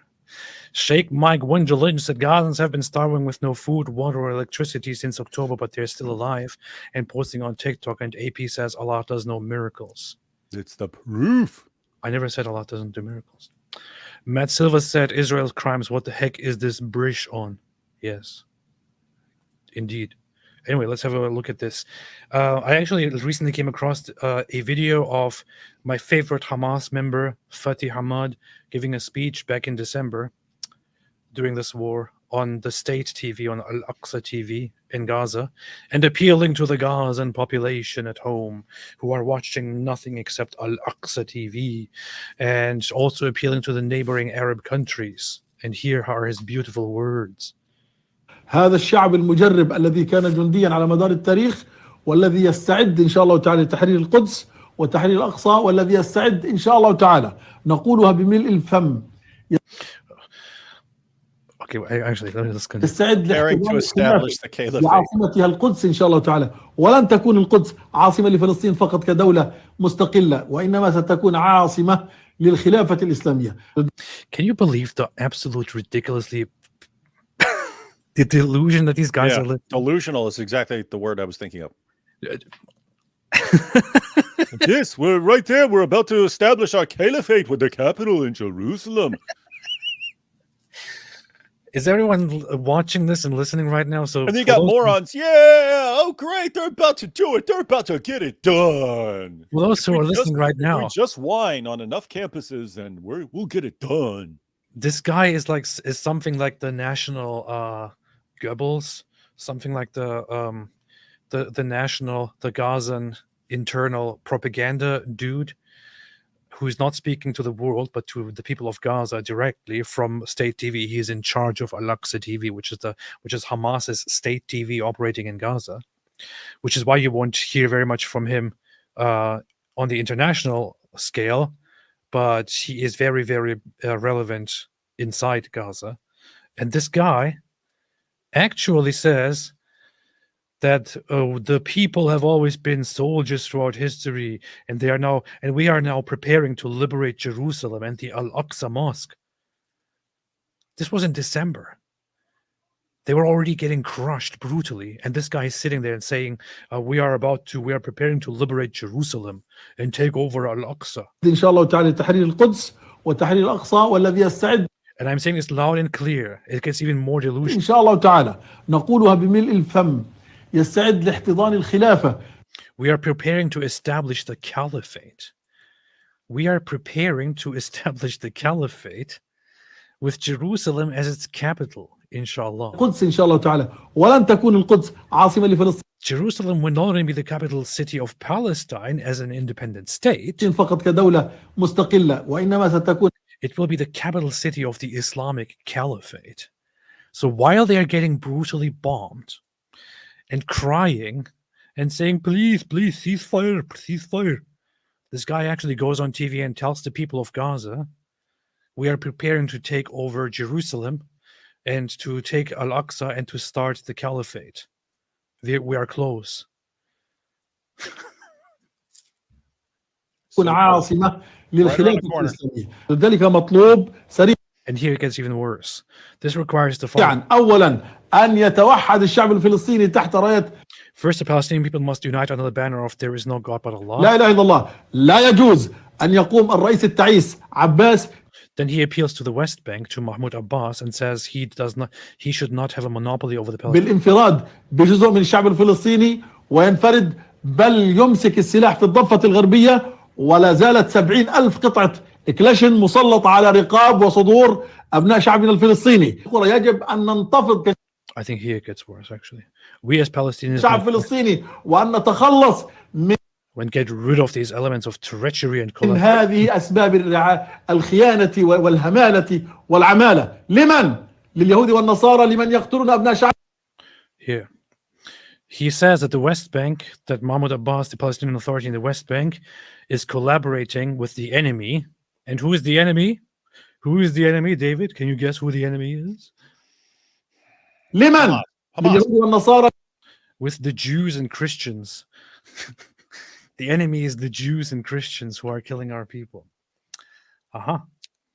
No, he just means the Zionists. But wait a minute, David. I thought that that Christians and Muslims, work together and partner, like according to these gropers and all that. And I thought Muslims just, the Palestinians, they're just, the victims here, and they just have to be. The Christians should stand with them against the Jews, against the Zionists. And that's what the gropers tell me all the time. But here is Hamas saying the Jews and the Christians are our enemies. So I don't understand. I don't understand. What is this? You have any idea? I mean, we're talking about how delusional these guys are. There have been lots of incidents where one group had land and another group took it. So a lot of the United States was at one point controlled by Mexico. Just imagine like Mexican leaders and we're going to take it back. We're going to go take that land back from the United States. You'd be like, okay, whatever you think about right or wrong in that war, are you freaking insane? Right? Here's the most powerful country in the world. You can't take anything back. But that's the weird part. Like everyone else in the world, that they seem to understand when they're completely, totally overpowered and outmatched, except this one spot right here. Except this one spot. And Israel could be 1,000 times more powerful than you, and you still got these guys. It's right around the corner. It's probably by 2 in the afternoon tomorrow. We'll have it. We'll have our caliphate back with Jerusalem as its capital. It's like, I don't even know what to do, man. This is the same guy who said in 2018 that within 4 years we will have established the caliphate and cleansed Palestine of the Jews. And he's still speaking. Still speaking. Okay. 6 years. The timeline was a little off because of COVID. We couldn't have anticipated COVID. But I mean, now we're back on track. Give us another 6 months, 6 or 8 months. We'll have our caliphate back with Jerusalem as its capital. Trust me on this one. Man. And the people are still like, oh yeah, I think they're up to something. I think they're onto something. I support October 7th. Wow. This is the population that we're dealing with. What? Hey, play some of that video I sent you in the private chat. What video? I don't want to play a video from Saturday Night Live. Well, just pause it several times. No, I'm not going to play that. Darn.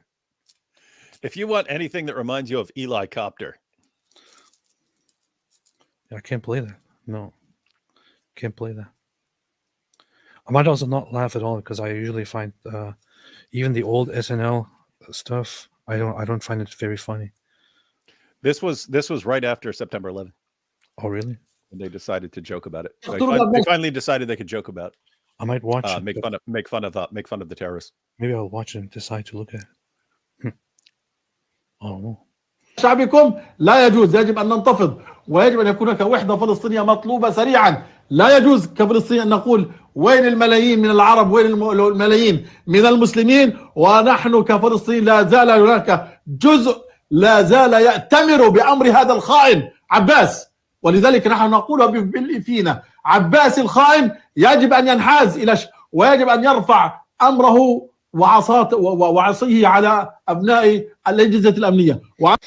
This is so funny. These guys ready to go on a killing spree against each other again. Yes. So while they're talking about Palestinians, yeah, Palestine, free Palestine, yeah, if Israel just stopped Palestine, and here are these guys just still fighting each other and talking about the traitor Mahmoud Abbas. Yes, he's from this other terrorist group. We need to go kill him. Yeah, they're one of their main concerns is still not just fighting against Israel, but also going into the West Bank and getting rid of Mahmoud Abbas, probably executing him and then taking over and putting Hamas in control. Seriously, man, what do people think would happen if Israel suddenly disappeared? There wouldn't be this free Palestine state. What the hell? What kind of a fantasy? If anyone is concerned about Palestinian lives, the worst thing that could ever happen to Palestinian people, civilians, is for Israel to get out of there and these guys to go on a killing spree against each other for who's going to control what. If Israel suddenly disappeared, it would be endless.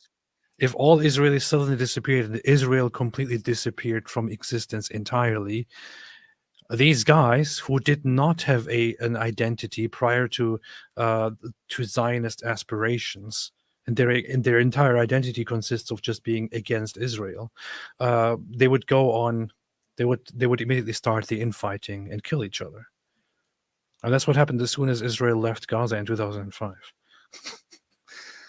On a much smaller scale, if Israel suddenly disappeared and they had the whole field to themselves, it would be a massacre. أنتم يا أبناء الأجهزة الأمنية ماذا تقولون؟ ماذا تنتظرون؟ كل هذا يا أخي ليس لا نقول إسلاما ولا شهامة. ألا يوجد عندكم شهامة؟ ألا يوجد عندكم رجولة؟ ثانيا الوحدة العربية.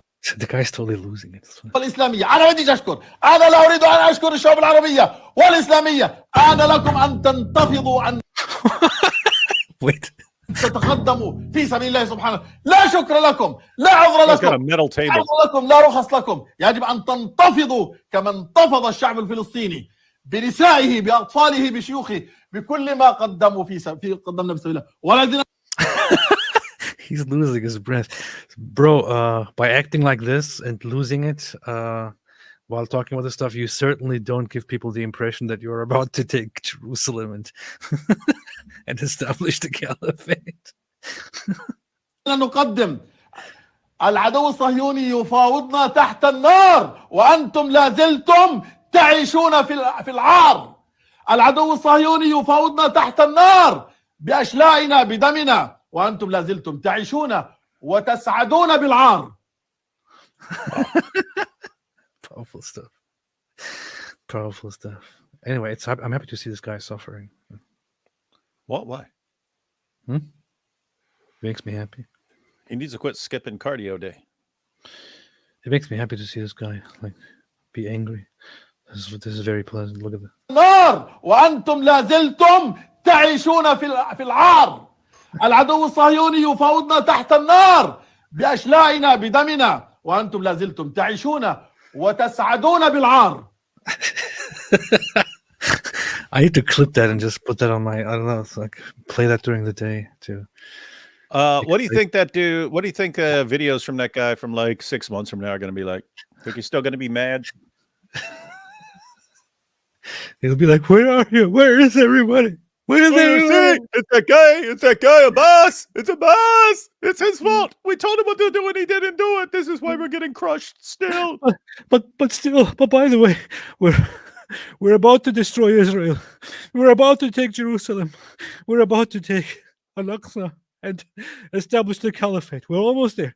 Almost there. Almost there. Almost there. I think somebody's coming in. I think somebody. Yeah. Anyway, so that's what he's going to be in 6 months. Actually, in 6 months, it's probably going to be nothing. Black screen. You're about to say that this dude is not going to be around in 6 months. No, I was just going to say it's going to be black silence. That's it. Yeah. Anyway, I would never say something so horrible. Conclusion. The panel unanimously agrees with the prosecutor that the applications... Wait a minute. Are you trying to shame me? Are you trying to guilt me here for talking about the guy's potential death? I hope he dies as soon as possible. I hope this guy dies as soon as possible. There you have it. AP has officially become Ali Dawa of agnosticism. I hope Fatih Hamad dies as soon as possible. I also hope that the other Hamas leaders land in the hands of those that they have inflicted suffering on as soon as possible. And so on. That's it. Why would I be ashamed to feel like this about the very same guy who explicitly says that it is his ambition and his plan and their collective plan to eradicate the Jews, and who says that that they are working on giving more and more people knives and the means to go out and kill Jews. And was talking about creating factories of giving people explosives so they can blow themselves up and kill people. I hope he dies right now. I hope he gets captured and interrogated. No, I hope he dies. For valuable information. Conclusion. The panel unanimously agrees with the prosecutor. Hey, seriously, you wouldn't want to see him. You wouldn't want to see him in one of those little Israeli offices where he's clearly been broken and he's confessing to everything he's ever done in his entire life. Yeah, he would be like, "Oh, yeah." You wouldn't want to see a guy like that. I mean, he's sitting there, and then you'll see him, and he'll be like this. So that's what I did a bad thing. It'd be awesome. People like that are probably very likely to become under pressure guys who look like this. There you go. That's the look. That's the look of someone who's been broken. That is the look of someone whose testicles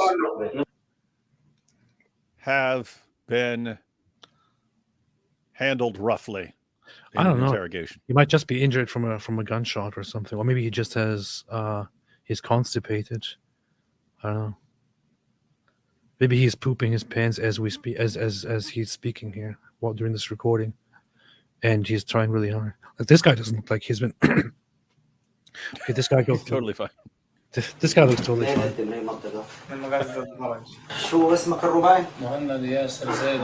See, this guy gave up the information quickly. Yeah, he's smart. The other guys, they tried to hold out for a little while. This guy gave up the info quick. He has a black eye though. So.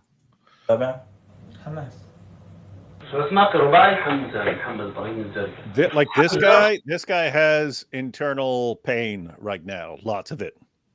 I hope so.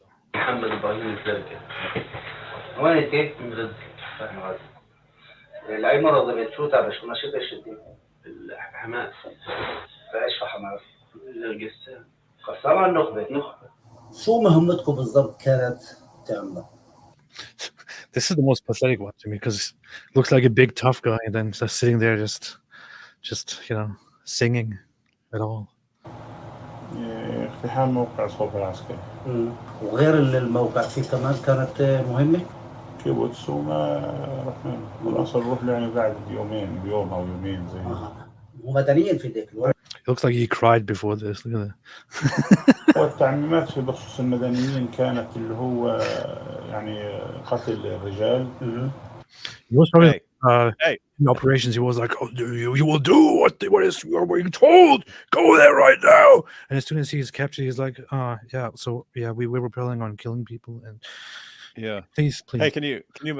Hey, you know why this guy's talking right now? So they captured him. They captured him. And he's like, "You'll never break me. I don't care. You could torture me. You could kill me. You'll never be able to break me. Me so strong." And then they open up the door and he looks in there and he sees Masab Hassan Yusuf and his smile like this. And the guy said, "I'll freaking tell you guys anything you want to know. Set me down in an office. Get me as far away from that dude as possible." That makes sense because it is the Shin Bet that is kind of operating here.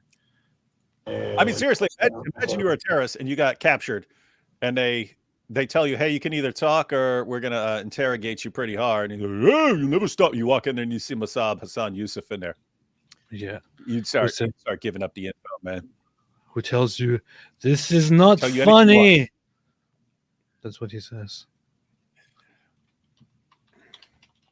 I just want to see that scene very quickly. Where did that go? Where's that? Where's that video? Where's that video? I just want to watch the scene of him saying, "This is not funny."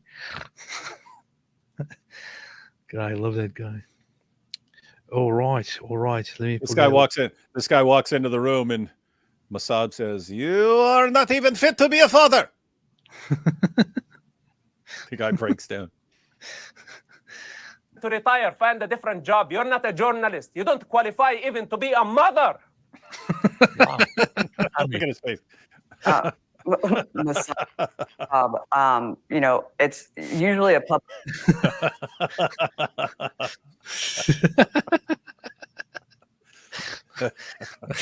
I just want to hear that. And you're ugly. Credit me. Who gave you the authority? How dare you? You are a I'm spy. Region, You're I'm a spy child for of Israeli conflict. intelligence, You Masab. It is not funny. It's not funny. Your tale, It's your not false funny at narrative all. needs to stop because It's you not are funny at all, creating chaos. Masab. Listen, Abby, you are bringing Masab, you're chaos to the very- United States and you will be held accountable. You are just a criminal like... How many times throughout this discussion she just does this?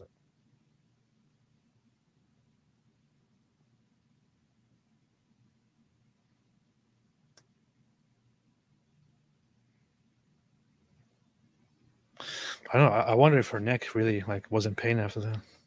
هو النساء والمسنين والأطفال. قتل الرجال يعني المدنيين. الشباب مدنيين. ماذا مدني عسكري زي This guy is the worst, man. Whenever I see this guy here, this guy has real problems. This man has real problems. This man has real problems. Les Wiseman says, Masab just sacrificed another heifer. And don't you think this man has real problems? Look at this guy here. الحين وصلنا على الحدود رحتنا على بئيرين. بئري شو تعنونك؟ السيطرة كان. شو المهمة كان؟ He's like, the guy seems totally unbothered. He's like, "Oh yeah, we were there to, we were there to kill some people, and yeah." Yeah, the guys told us we could go conquer Israel if we just got across the fence and we conquer Israel. Can you please? القسام إهباري قتل. مين قتل؟ مدنيين. دخلوا اثنين على البيت. ضل في غرفة في الوجه مسكرة. طخ على الباب. صار في صوت جوا. دخلوا كمان اثنين. كان في واحد مرمي على الباب.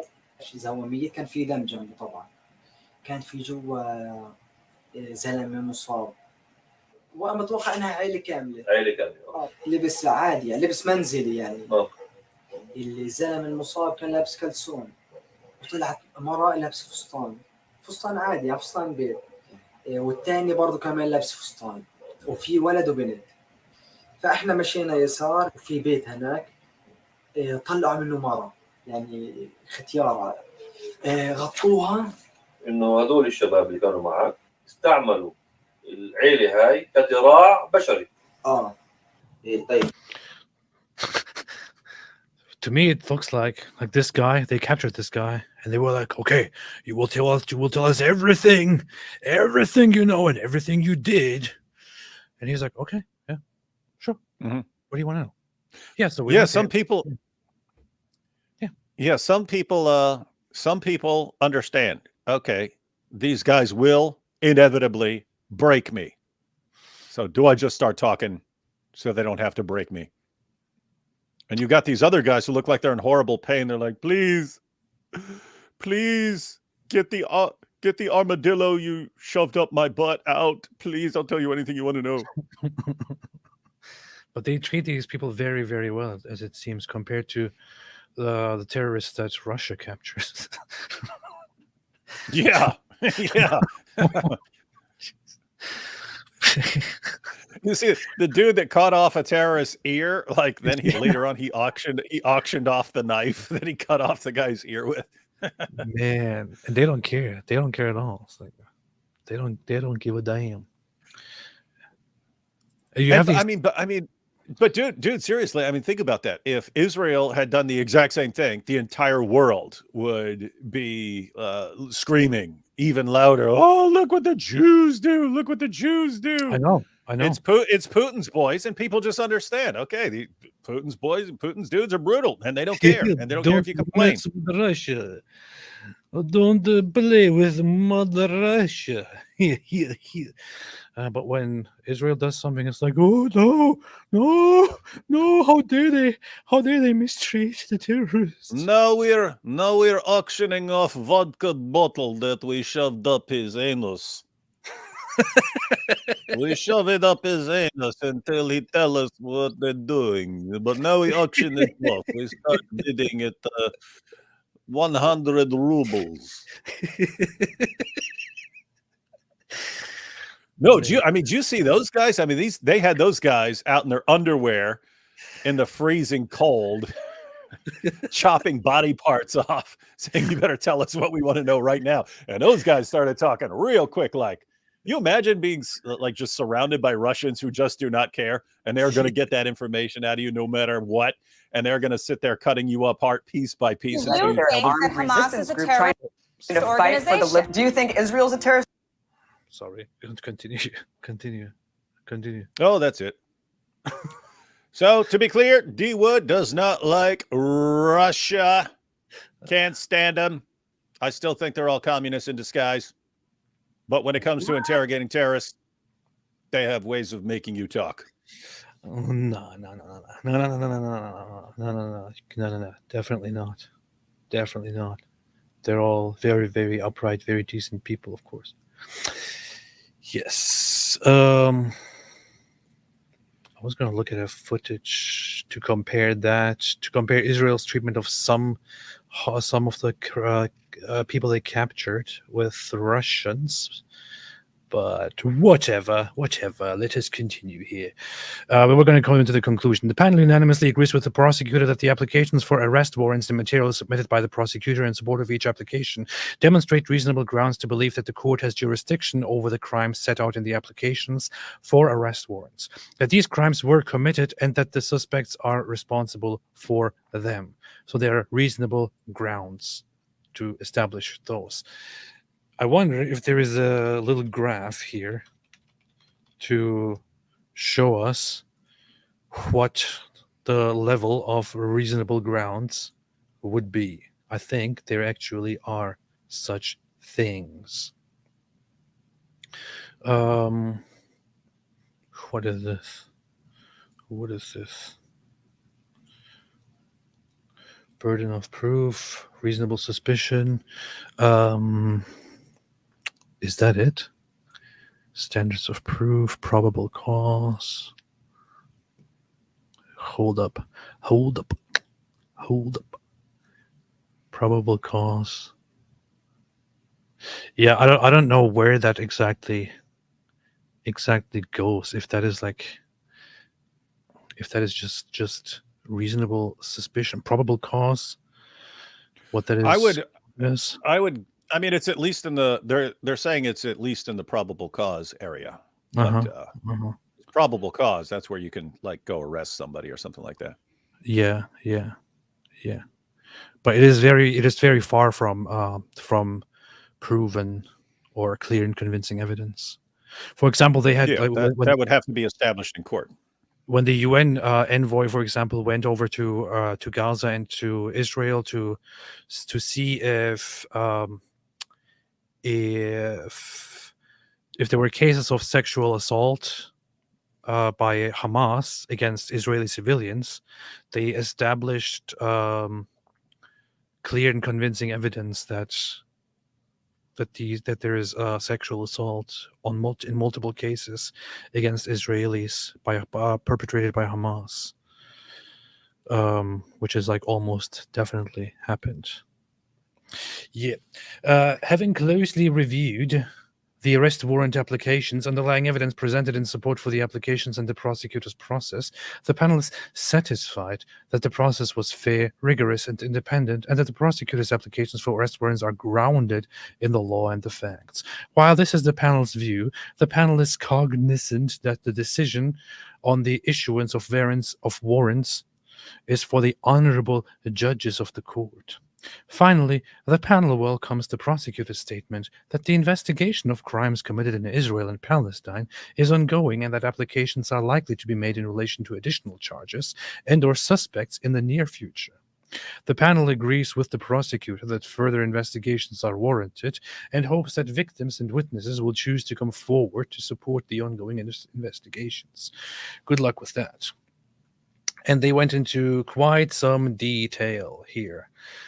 And for all those who actually want to read all of this stuff, you can find it directly. You can search for report of the panel of experts in international law and find it from the 20th of May. You can go on the ICC website and directly see the statement from the ICC prosecutor where they established that it's almost quite clear that reasonable grounds to believe that hostages were taken from Israel have kept in inhuman conditions, subjected to sexual violence, including rape, while being held in captivity, based on medical records, contemporaneous video and documentary evidence, and so on. So here is the issue. The whole evidence that Hamas has committed incredible atrocities is significantly clearer here and can be viewed by the public and by the judges than the evidence that is brought forth against Israel or against Netanyahu and Yoav Gallant, which is here they are inferring a lot of things, like that certain supplies of food and water were delayed or deliberately withheld and things like that. There are not actually many instances of them saying that there are mass direct targeting and killings or bombardments of civilians or anything of that sort. Pretty sure if Israel was actually to speak on the civilians that were killed during this war, they would do their best. They would make their best effort to demonstrate that they have done their best to minimize civilian casualties and that all of it was done within proportionality. We already have some hints to that where Netanyahu just the other day, just a few days ago, went on Dr. Phil and said that we have so far killed around 14,000 Hamas members and 16,000 civilians, which would be a very good number if true. I'm sure that they can sit down and demonstrate that. In any case, and I know how some people feel about this and what their speculations are. In any case, given that what we just talked about when it comes to the population of Gaza is the case, such as that 70% of Palestinians, for example, approve of what happened on October 7th, and that the majority still believe in fighting against Israel, that only a minority believes in peace, and so on. Regardless of what exactly happens and what the outcome of these things will be, I stand with Israel here. And I don't see any reason to condemn Israel for any point, for anything during this war. Because Israel has shown historically. The president. Because Israel has given you fat stacks of shekels. Yeah, actually, yeah. It's because Israel gives me lots of money. That's why I have to side with Israel. You know, otherwise, I don't care about Israel. I don't care about Jews. That is the most powerful piece of paper in the world. Yes. Can buy you AP's loyalty. Well, there are instances where, like Destiny, for example, one day sat down and started and did this whole thing, this joke response on how Jews are paying him, and now he's part of the insider club and all that, and people started spreading it and actually took it seriously. Wait a minute, did you see that? Did we just talk about that? What was that? Destiny. Someone said he got Daniel really good. Was that what Daniel? Yes. Oh, I don't know where Daniel reacted to this, but I saw people reacting to it. I actually saw Destiny's tweet on that, or a clip of Destiny trolling and saying that he's now part of that he has a Jew alumni or something like that. And he now has contact to all the Jews and things like that, and some idiots actually took it seriously. They don't seem to be very good at detecting sarcasm, joking, any of that stuff. They can't. They are stupid. I would just want to see the clip. Where is that clip? Where is that? Somebody needs to send me that. Someone needs to send you this. Somebody needs to send me that. Somebody needs to send me that. Somebody needs to send me that. Is anybody sending me that clip? No one's sending you anything. Is my wife watching? Is she gonna send me that clip? Wife, are you watching, wife? Why would she watch you? She gets to hear from you all the time. That's a good point. So let's see.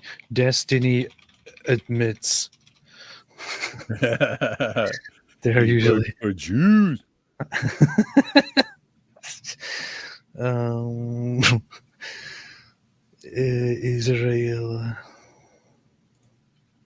Israel. Where is that?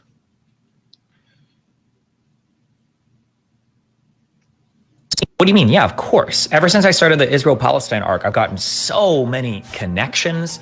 I've gotten like new payment processors. I get like there's a lot of people there's a lot of organizations that kind of like send me revenue and they shoot me like talking points or whatever, or they'll like recommend me like books. They don't like control what I see on stream, of course, but they'll like suggest like, hey, you should take a look at this. And then, and then they also sound like a decent chunk of change. I was like, well, if you're going to pay me, like 30,000 new shekels or whatever, why the fuck would I not take a look at the material that you want me to read and repeat on stream? And also part of this is connecting me to kind of like a network of, they call them the alumni. It's like alumni, but for Jews, I guess. And then in these alumni, imagine you kind of have the like the war room, okay? But it's not actually the war room. They call it the new Yeshuv on Discord. And in this Discord, there's a whole bunch of like really powerful Jewish people that I have access to if I want to chat with them about any particular issue. And Shapiro, obviously, and the other co-owner of the Daily are in there. And after my Candace Owens conversation, I reached in there. I was like, Ben, what the like this lady is like slandering me on fucking Twitter. Can you do something about this? And he'll tap his Jewish contacts. He'll see how receptive I've been to some of the money that they kind of like funded me to like talking point shit related to Palestine. And then he said, feels like I checked out. And then, It's playing Hava Navila. The funny thing is, some people actually took this clip and were like, wow, he actually admits that he's being paid and stuff like that. But somebody he did it. He did it perfectly, man. I mean, just perfectly, like deadpan. The thing is, immediately after this part, I think he breaks character and he says, oh, obviously I'm joking. But people actually took this seriously because they can't detect the sarcasm, and it's pretty good. The Jew alumni. Oh, look at that here. So I message, I saw a message Ben Shapiro. Destiny blatantly admits on his stream that he's being paid, in one case 30,000 shekels,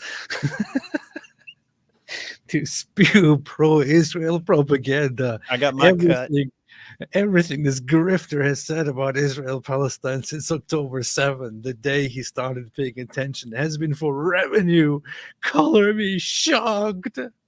Then you get this tweet, totally not a grifter. Look at the note. Destiny is baiting disingenuous actors like the OP into poorly clipping him. Right after this clip finishes, Destiny asks his chat if this is enough for a clip, and then proceeds to say what he was saying never happened. And they did it anyway. Yeah. That should tell you what kind of... And also part of... So you're dealing with deceivers. Those would be the people who deliberately cut it. And morons who fall for it. This is connecting me to kind of like a network of, they call them the Julumni. It's like alumni, but for Jews, I guess. And then in these Julumnis, imagine you kind of have the like the war room, okay? But it's not actually the war room. They call it the new Yeshuv on Discord. And in this Discord is a whole bunch of like really powerful Jewish people that I have access to if I want to chat with them about any particular issue. And Shapiro, obviously, and the other co-owner of the Daily Wire in there. And after my Candace Owens conversation, yeah, I reached in there. I was like, Ben, what the like, this lady is like slandering me on fucking Twitter. Can you do something about this? And he'll tap his Jewish contacts. He'll see how receptive I've been to some of the money. How receptive I've been to some of the money. These comments here, I'm retarded. I believed it until the Jew alumni. Jew alumni. They kind of like funneled me to look at like talking point shit related to Israel Palestine. And then he said, feels like I checked out. And then, yeah. Are we good? Is that enough for a clip? No, I didn't talk to anybody about Candace Owens. Retard. Why the f they do that? No. Powerful. Oh my god. See? And people actually took the bait here and ran with it. And this guy has like 10,000 likes. People.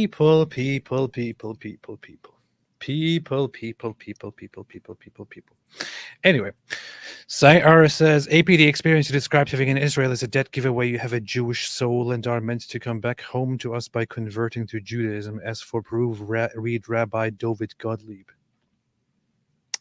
Alhamdulillah. I will have a look at that. You have a Jewish soul.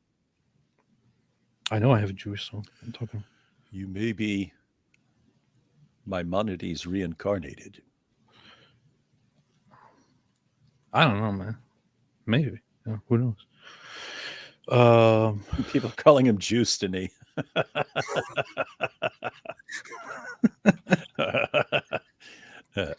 Oh, he's about to go to Israel, I think, soon as well. Destiny is going to Israel. Oh yeah, yeah. People are saying, "Oh, Zionist streamer Destiny admits Netanyahu is paying for his trip to Israel via the Jew alumni." They're totally serious.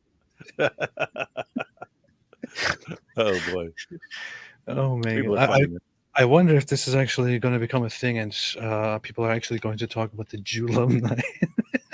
Yeah, a couple of years from now, there'll be books about the Jew alumni.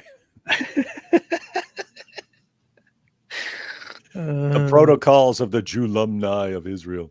Welcome to the Jew alumni. I should convert to Judaism, join the ranks of the Jew alumni. I'm looking through Twitter right now. Dude, you should, for real, you should start an actual group called the Jew alumni and get a website, jewalumni.com or something. The Jew alumni. Jew alumni. Wow. There we go. Syrian girl. Here is how much Obviously. Destiny got for saying he wants to genocide Palestinians.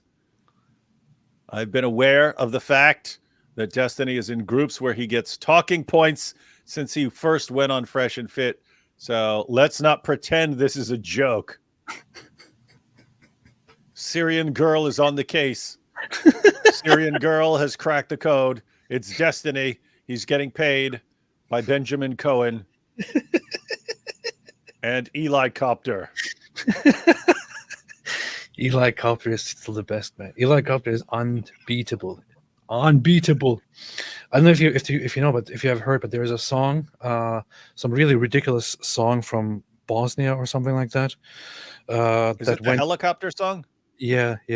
I didn't watch it yet, but I think I saw your wife share it on Twitter.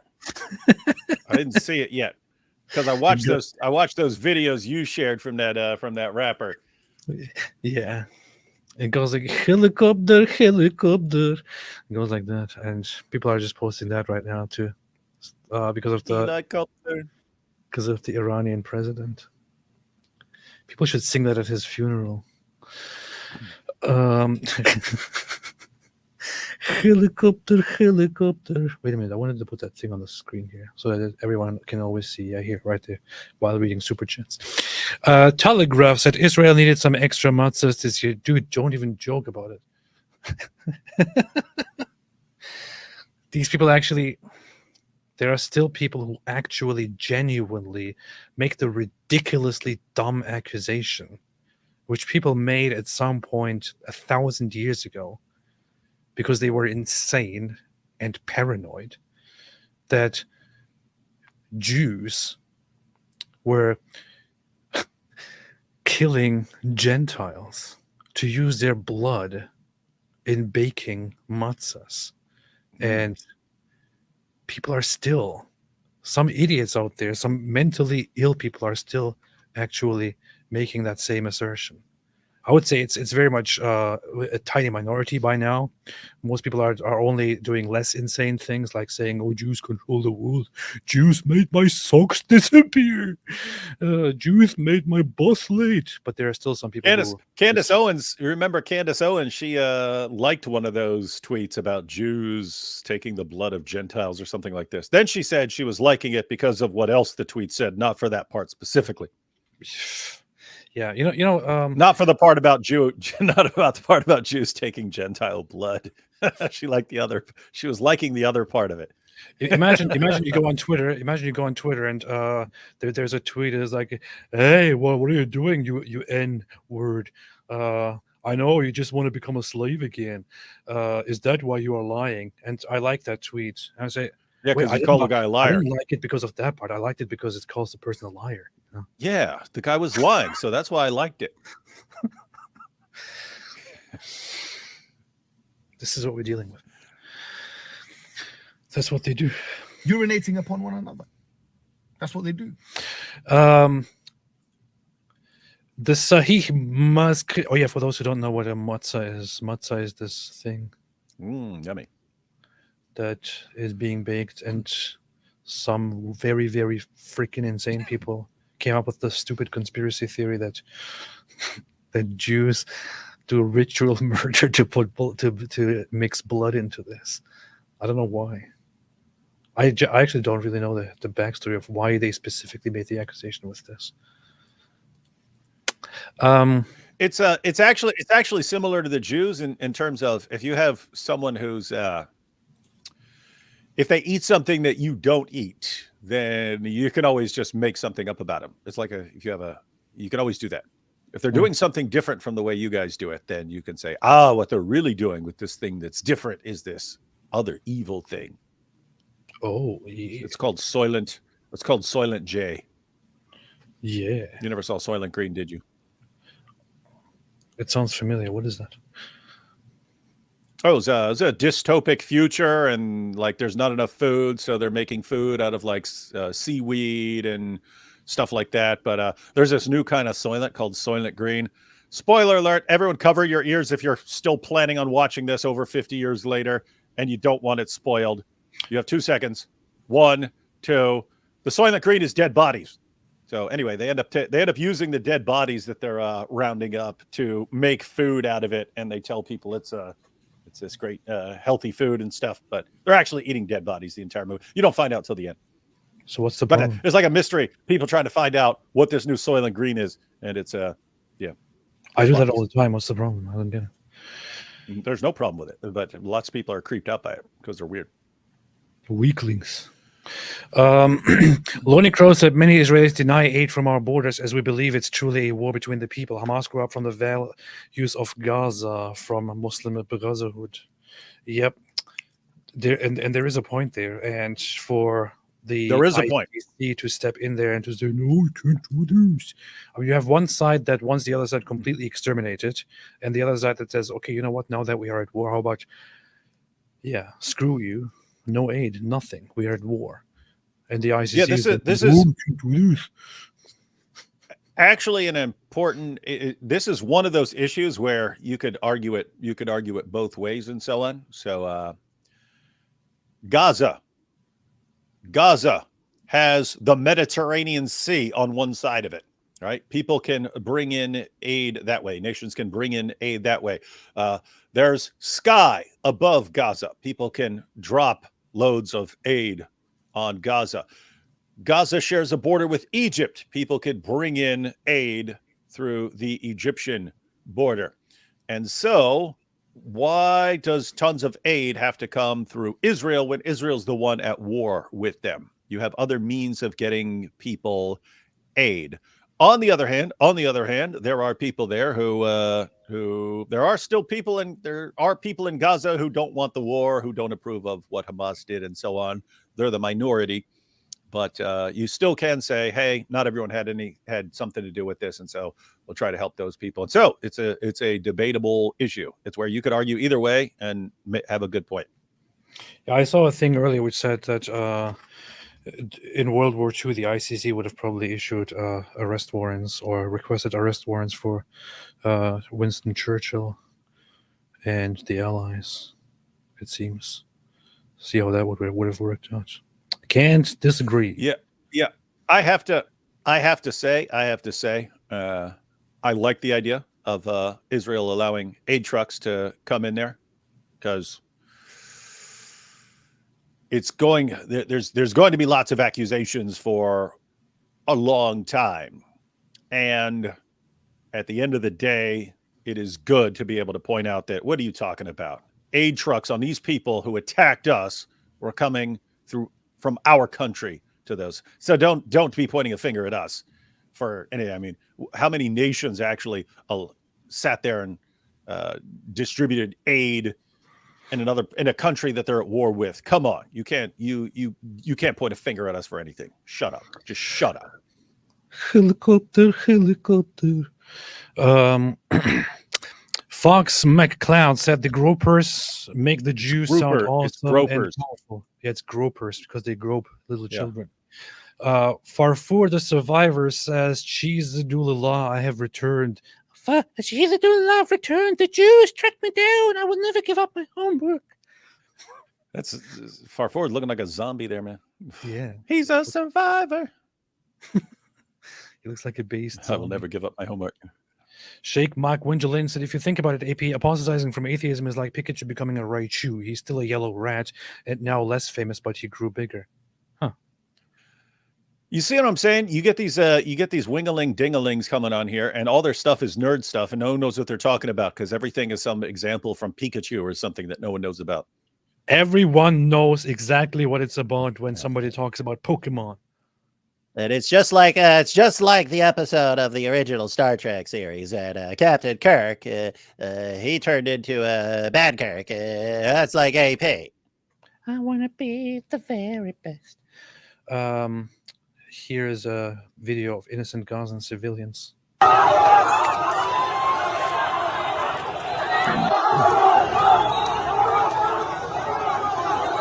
Screaming Allahu Akbar because of that. But yep, we need to make sure all these people are well fed.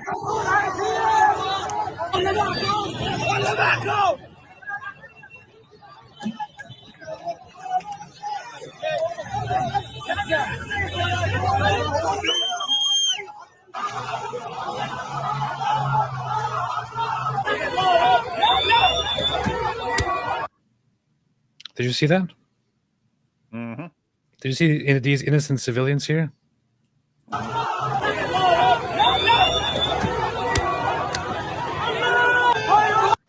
You know what? If some of these people die, they will be reported as children, killed children. The number of children dying in the conflict has risen today.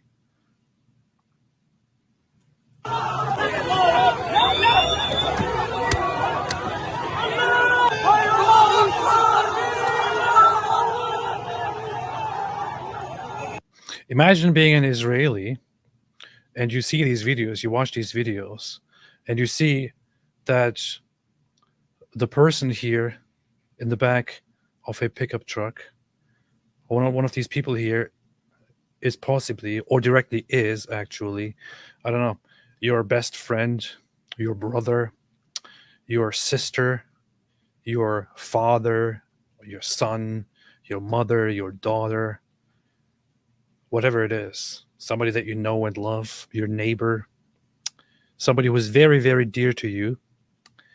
And you have all these innocent civilians here, all of these innocent civilians surrounding your beloved person here and beating them and cheering and saying, "Hey, Allahu Akbar, Allahu Akbar, Allahu Akbar, Allahu Akbar, Allahu Akbar." While this Abu Baklava guy is stepping on the hostages, on the people you love, and the other ones around are like, Allahu Akbar, Allahu Akbar, Allahu Akbar. And then you are told, hey, you must be very careful not to harm these people. Be very careful not to harm these people because, and there's also, by the way, no reason to perceive them as threat. And that's literally what the thing says, what the document says, what the ICC statement literally says. It literally says that Israel has engaged in the deliberate extermination of because they perceive the population of Gaza as a threat. Why would that happen? I don't know. Why would that happen? I mean, why would they perceive these people as a threat? Was that the one that Daniel Hakik? Was this the one Daniel Hakikic was saying? Yes, they're taking her for medical attention. Was that this one? No, that was the other one. That was the video of Shani Luke of her being on the back of the pickup truck. Good old Daniel. Yeah, that's that. That is that. Why would anyone have any sympathy for these people? You wouldn't. You would have no sympathy for any of those dudes. The only sympathy would be directed towards again, the minority who have nothing to do with any of that. About any I didn't say that. I said if there's sympathy, it's directed towards them. Although, if you listen to the college protesters, yeah, it would be sympathy for all these guys who are screaming Allahu Akbar and whacking a body with a stick. But that is that's kind of the issue. Like, do you say help the people for the minority who don't have anything to do with it, or do you say, we're not going to worry about the minority because look what the majority is like? That's the issue. Israel's actually in a good position in that they get to decide what they want to do. If you were in a war where the opposition could actually had the potential of beating you, you have to say, okay, we have to do what we have to do, and so on. Israel's actually, since a bunch of options are open to Israel because they're so powerful. So they can take it slow, they can go fast, they can crush and humiliate everyone, they can dial things back. They're in a good position to make choices. But as long as they crush Hamas, I'm pretty good. Yeah.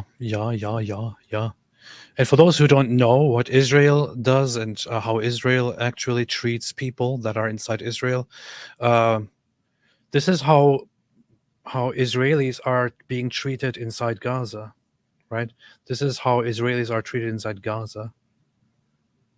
And if they were left alive, they would probably be, and if Hamas wasn't there to take those bodies, they would probably be brutally crushed in a lynching. In fact, we have videos of that as well, which I did show at some point during a stream, which has been age restricted, which I will not show now. But in Israel, meanwhile, on the other hand, in Israel, a regular Arab person, be it a Muslim or a Christian or a Druze or something else, is, I don't know, in Jerusalem, in Tel Aviv, in Haifa, in different places, goes to a regular clothing store and shops together with Israeli Jews, sits down and has a drink at a cafe, which is, by the way, not Starbucks, because Starbucks actually doesn't exist in Israel, and hangs out with other Israelis as an equal, and goes home and sleeps and goes to work again next day, or to school, I don't know, whatever it is. Meanwhile, this is how Israelis are treated in Gaza. But yeah, of course, both sides are bad. Both sides, of course, like both sides are equal and stuff. And the other issue is, so these are the guys who are on the other side of a fence from the Israelis. So the Israelis are on one side of a fence. These guys who will gladly, who just love to kill and desecrate the bodies and mutilate people and rape and torture and all this stuff. Any Jew they get their hands on, any Israeli they get their hands on, and so on. These guys are on the other side of a fence.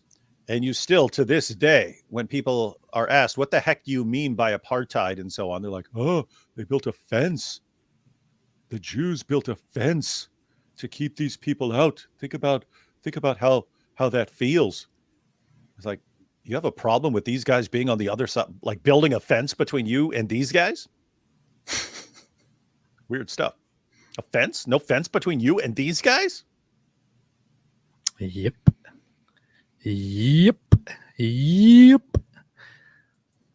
And the thing is also, one of the issues, like when Israel, after the initial war, retained control over large Arab populations and kept them under different standards, and slowly over 2 decades turned them into regular citizens.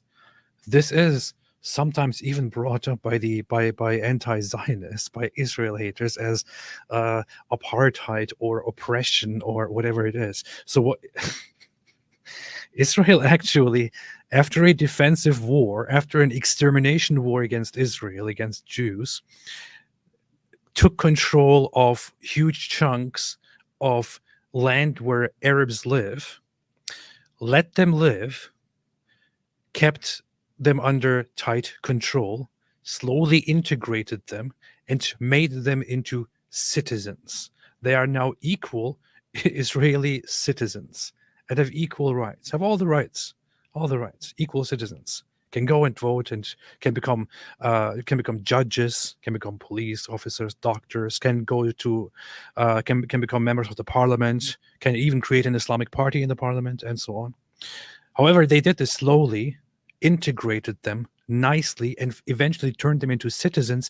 Even then, even in that situation where you see that Israel actually carefully and slowly put effort into controlling the situation and then eventually giving them equal rights, you hear people say, why would they wait so long? Why would they treat them differently for such a long time? It's apartheid, it's racist. There's just no pleasing anybody here who hates Israel, and plainly just who hates Jews, honestly. Let's not kid ourselves. On the one hand, you have attempts at civilization and humanity. On the other hand, you have animal behavior. That's it. Sheikh Mike Wingelinge, Ali Dawa's Bunch of Grapes said the new Shake It Off video is a must watch. I will watch it. AJ said Ryan Garcia tweeted he loves Muslims, and Mojab desperately replied, "Join us, brother." Dawa is desperate for a new face. Who's Ryan Garcia? Yeah, who's Ryan Garcia? Ryan Garcia. Another boxer? Are you kidding me? Really? What is it with people who get punched in the head? Just so everyone knows, I love Muslims too. And I want what's best for them, which includes leaving Islam. Oh, yeah. He said, I love Muslims. They cool as something. They cool as... I can't spell. Probably. Yeah. I don't know. Yeah. And then Muhammad Hijab responded, "Join us, brother. Join us, brother. Yes, you could be our new poster boy. We'll cling to anybody right now. You'll be the hero, the hero of the entire Ummah. Brother, join us, brother. Brother, I have doubts. Brother, I have doubts. Oh, yeah. He also tweeted a picture with Tyson Fury, and he said, 2 kings that acknowledge that Jesus is King of Kings. He did? Yeah. Uh-huh. Well. If now Ryan Garcia said in response, "Yeah, I love you guys, but I just can't believe that this Muhammad guy was actually truthful," then the reply would switch from "Join us, brother" to "How dare you behave yourself?" Yeah, let him say, "No, fight me." Yeah, let him say, "Look, I said I love Muslims because I love all people, but I have a problem with Muhammad molesting a prepubescent little girl." Then you are our enemy. We will destroy you. You will be humiliated. Come say that to our face. How about you arrange a match with me? Then I will fight you and I will show you, under the condition that you don't use any of your skills and that you actually cut off your arms before you fight me. Victor G, middle name in Russia, it's father's name. Oh yeah, that's how it works. Okay. But wait a minute. So am I getting this right? Doesn't Ovich mean son of, or is that what it is? Ovich. Yeah, that's what he's saying. He's saying it's your son. It's your father's name is your middle name. You just add Ovich to it. But the thing is, and I'm making a simple point. Pick a different first name from what your dad's name was, or you're going to end up repeating yourself like an idiot. No, the point here is, if Vladimir Putin's, so I would understand that if Vladimir Putin's name was Vladimir Putin. However, if it is Vladimir Vladimirovich Putin, then was his father's name Vladimirovich? So yes, why don't you look? Why don't you scroll down and see? That's a good point. Early life. Go back. Putin family. Putin family. Putin family. Putin family. Putin family. Mentioned in early known ancestor of Vladimir Putin. Wow, this guy goes back. This guy goes places. Okay, let's see. Father. Oh, not bookmark, man. Father. Where am I? What's happening here? Father. His grandfather. Putin's father, Vladimir Spiridonovich Putin. Yeah, so his grandfather was named Spiridon or something. Oh, okay, I get it. Okay, it's yeah, okay. So yeah, you take the father's name and add Ovich to it. It's Vladimir, son of Spiridon or something. Okay, I get it. So 2 problems. One, it sounds like you're calling him an O. It sounds like a B word, but you're just you're replacing it with a V. You know what I mean? It sounds like you're calling him the B word and putting it in his middle name and calling his father the B word. But all I'm saying is, like right there, pick a different first name. It's not hard. You don't want to repeat yourself. It's stupid. This guy was like, he was very creative. He was like, okay, my name is. Well, we have a beautiful little child. My name is Vladimir. I think I want to name this child Vladimir. And AP was like, hey, since the Turkish all want to be Russians, I will name my child Ridvan Ridvanovich Aydemirovich Ridvan. That's how it goes, man. I Goat am are extra Biden Russian. fake. Hamas is a pork-based meal. Yeah, Biden might not be aware of what Hamas actually is. Yeah, that's true. Hamas. Reminds me of Corn Pop.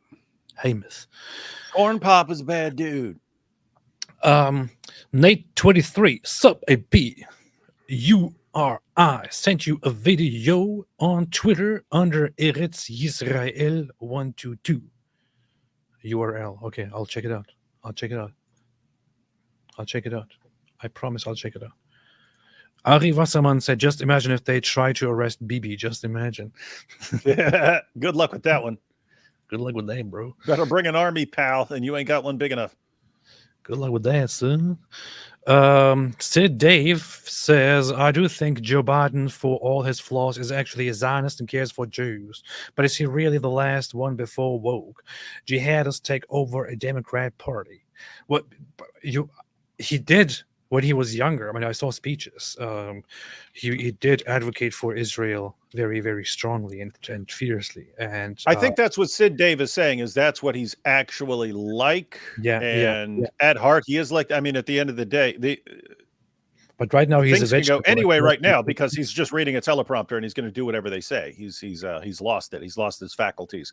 But there is a point there in that a political party could veer off in a completely different direction after this. Yeah. When he was younger, he was big into Israel. But the thing is, right now he is a vegetable, and people want to eat him, and he is just there to serve a purpose and to appeal to the population, to the Democrat population, which is also very, very, very insane. So that's where we are. Before he gets eaten, he wants to be beaten.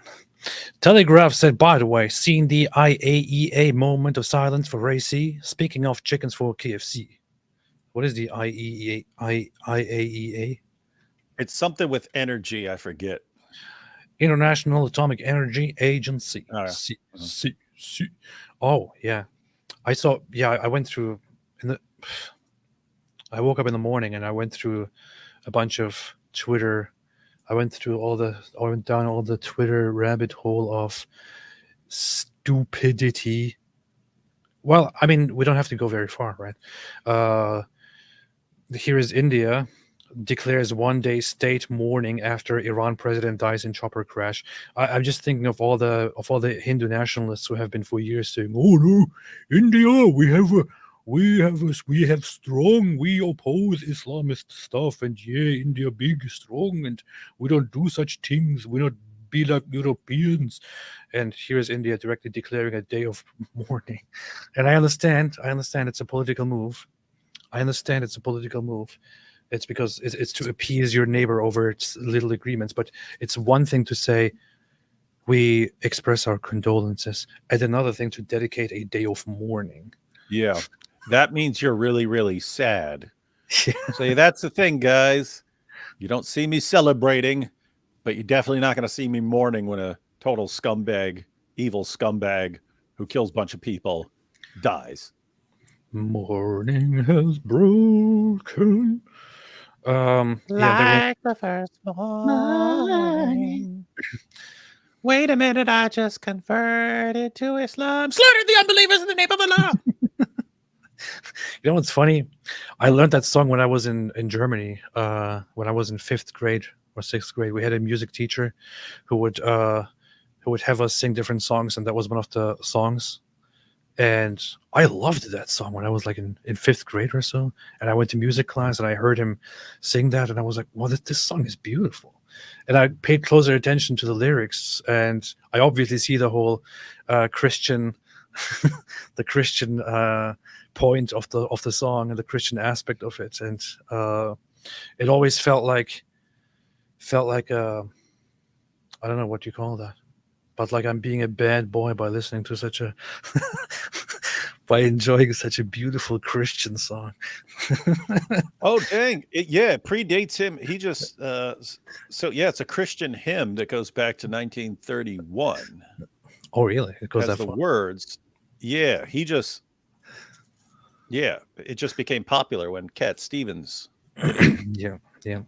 Huh. That was cute. Morning has broken like the first morning. Blackbird has spoken like the first bird. Praise for the singing, praise for the morning, praise for them springing fresh from the word. Sweet the rain's new fall, sunlit from heaven, like the first dewfall on the first grass. Praise for the sweetness of the wet garden, sprung in completeness where his feet pass. Mine is the sunlight, mine is the morning. One light, Eden saw play. Praise with elation, praise every morning, God's recreation of the new day. It's beautiful. Anyway. He is the U.S. State Department. Hey! So he released it as a single with the on the little tiny record. You don't remember those, but you'd have a big album record, and then you had a little tiny record that would just be a single, and then there'd be the song on the other side. The song on the other side was "I Want to Live in a Wigwam." That's pretty cool. Huh? That's based. Look, Cat Stevens, he did have a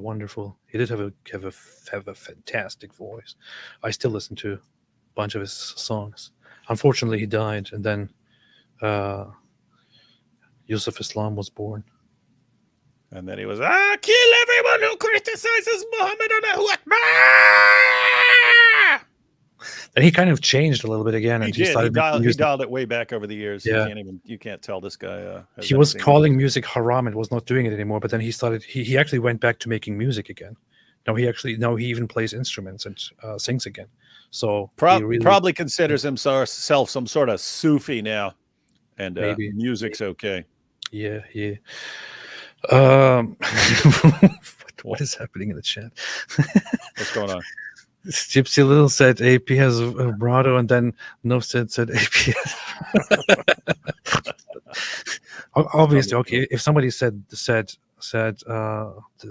I would also my mind would also immediately start playing with the word and going into that direction.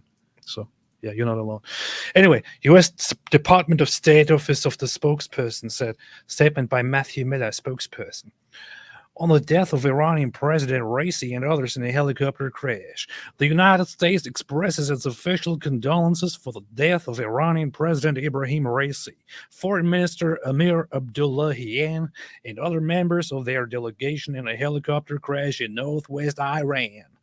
As Iran selects a new president, we reaffirm our support for the Iranian people and their struggle for human rights and fundamental freedoms. Do you really have to do this? Those guys preach literally death to America. That's their slogan. Their slogan is death to America. And it is actually it is a doctrine in the Islamic regime of Iran to call America the Great Satan. The Great Satan. Or to combine America and Israel and call him the Great Satan, and death to America and death to Israel. And here is America. We express our deepest condolences for the people, for the president of Iran and Iraq. Yeah, terrible. Don't have to be like that, man. Don't have to be like that. Why would you be doing that? Why would you be doing that? But lots of people, lots of politicians upon the European Union expressing condolences said, not in my name, not in my name, not in my name, not in my name. And then who was it? Geert Wilders actually said, not in my name, very prominently. So Geert Wilders came in and Geert Wilders said, not in my name, and that got like 37,000 likes. Geert Wilders is still based to this day. It's very good that Geert Wilders is still keeping it up here. Dutch culture is superior to retarded Islamic culture. Excuse me, did you just call Islamic culture retarded? I wish I could find that clip. I found other clips of him saying it, but not the original one that I saw. Yeah. I wonder if I can. Helicopter. People are messed up, man. Look at him.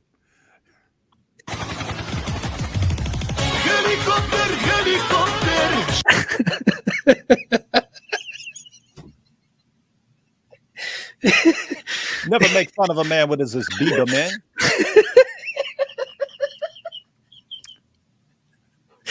It is not funny.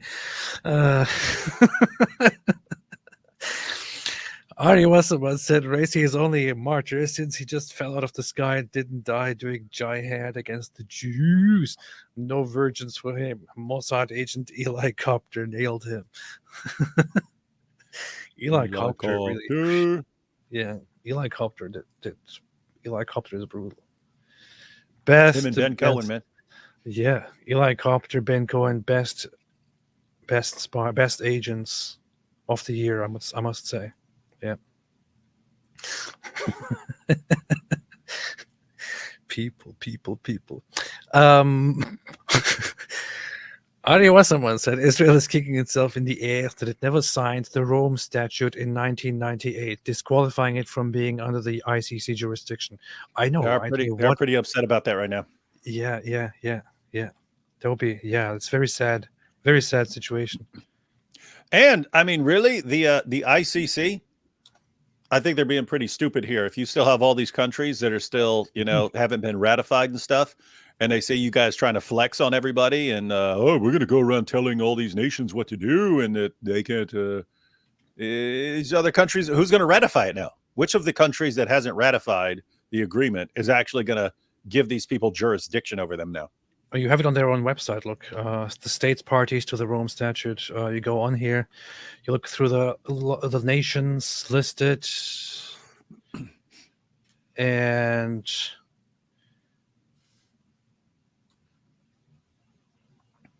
that's funny. Yeah, and you find that there's one thing missing here. Guess what? Guess what's missing here? Guess what is missing here? We will never know. Fatwad said also by Ruka, "We are all Houthis." Parody is fire. Yeah, I need to. I think I can't play that guy's music here, but that guy's. You need to contact him and get permission for us to use his songs and play his songs. He might just say, "Yeah, cool." Because some people are like, "Yeah, play my songs," so people hear them. Message him. Yes. Message him. Tell him, "Hey, we do shows and we like to play your songs." It is one of the funniest things I came across recently. I mean, somebody left a comment yesterday on your chat, and which led me to looking it up, and then I listened to the whole Palestinians know how to party song. Even that one with the Bugatti.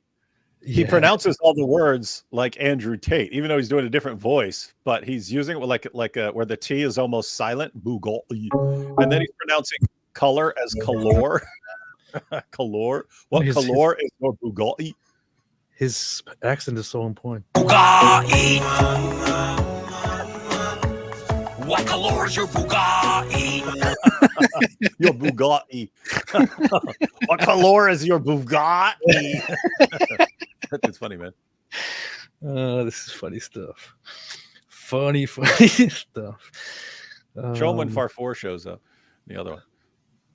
Where? That was in the Palestinian paradise.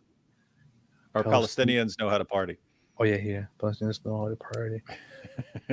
You can skim till Farfour shows up. The beginning is fantastic.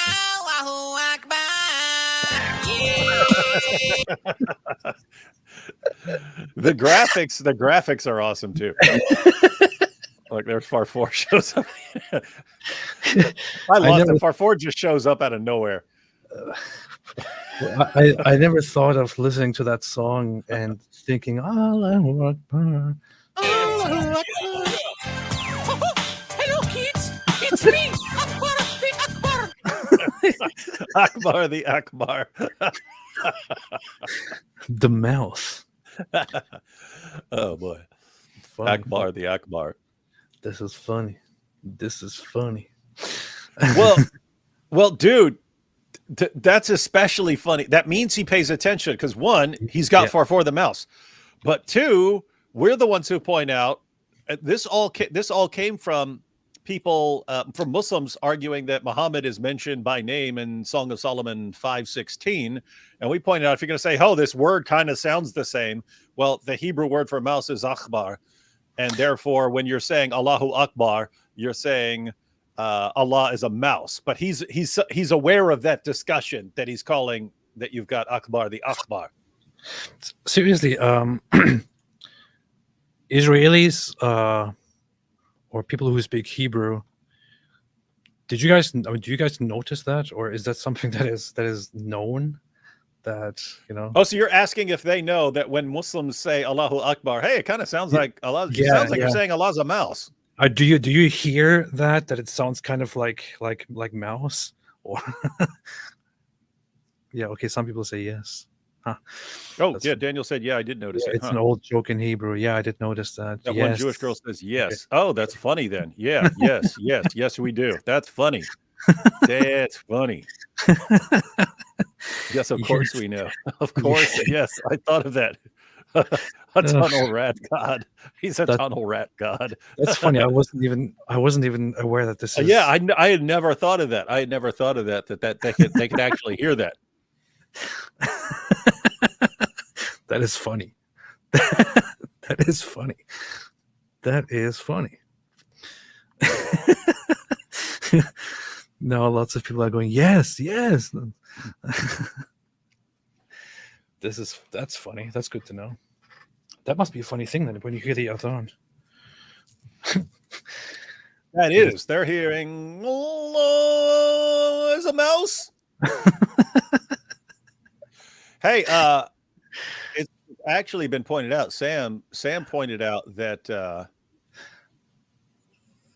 I think it's the Allahu part actually sounds like in Hebrew. I don't know if he's talking about biblical Hebrew or modern Hebrew or something like that, but he said it sounds like go sucka. And so go suck a. So he's saying it actually sounds like go suck a mouse. When they hear Allahu Akbar. I don't know if that part's true. Does anyone know what I'm talking about here? Because I've only heard that. Maybe let's see. Gal said Allahu Akbar sounds in Hebrew like the mouse is gone. Yes, Zivatar said yes, but it's not the exact same word, but it rhymes. So a lot of people call it Akbar or mouse instead. Huh. That is funny. That is hilarious. That is hilarious. They're saying nope to the go sucka part. So I don't know if he's talking about biblical Hebrew, but they're saying it doesn't sound like sucka, go sucka. Okay, that's cool. That's cool. That's cool. That's cool. That's cool. And with all the responses from Israelis here, we have hereby confirmed that this chat is literally Mossad. So happy to see that. Suroirusu says Israel only ever supplied 5 to 10% of Gaza's water. That cannot be a principled source. So the ICC literally got it wrong. Good start. Not. That's a good point. That's an interesting point. That is an interesting point. No. Yeah. If it. I don't read Hebrew. Just with that comment, it was kind of easy to guess that word was probably Akbar, because that's what we were talking about. I just made a wild guess. So, but no, I don't read. I actually bought a thing recently to at least learn the script, because that's how when I was a kid I started learning to read Arabic by just starting with the script at first and identifying which letter is what sound, or which sound is whatever. What have been wanting to do that for a long time. Yeah, it is kind of funny that they choose this mouse as their representative of Palestine, and they're constantly saying Allahu Akbar, that their God's a mouse. Allah's a mouse. Maybe this is all deliberate, you know. Celeria Rosencroix says, regarding the U.S. reaction, as I replied to you, the spokesperson is being sarcastic and saying that they implicitly don't support the regime's tyranny. Yeah, there is that one point where in their declaration it is that they say that they ended with standing with the Iranian people and their struggle for freedom and things like that. So that is, of course, one aspect of it. But the whole condolence, you know, actually, you could take that in an interesting way, right? If you think further about this whole statement here, the United States expresses its official condolences for the death of Iranian President Ibrahim Raisi, Foreign Minister Amir Abdullahian, and other members of the delegation in a helicopter crash in northwest Iran. As Iran selects a new president, we reaffirm our support for the Iranian people and their struggle for human rights and fundamental freedoms. As Iran selects a new president, we reaffirm our support for the people and their struggle for human rights. That is a good point. This is a good time. That is a good point. It's a good time. Pick a better leader. That's a good point. Salman Rushdie says a Palestinian state formed today would be Taliban-like. I don't think it would be Taliban-like. I think it would be ISIS-like. Man, he literally turned into the Dajjal. Jacobin said, you guys think white Christians are becoming more anti-Semitic? I am noticing a lot more Jews killed Christ narratives coming from the American right these days.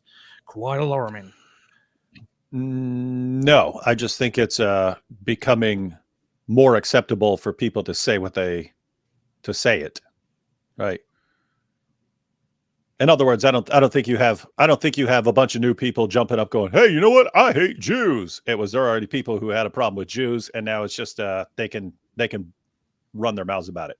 You know what? I really don't like Jews.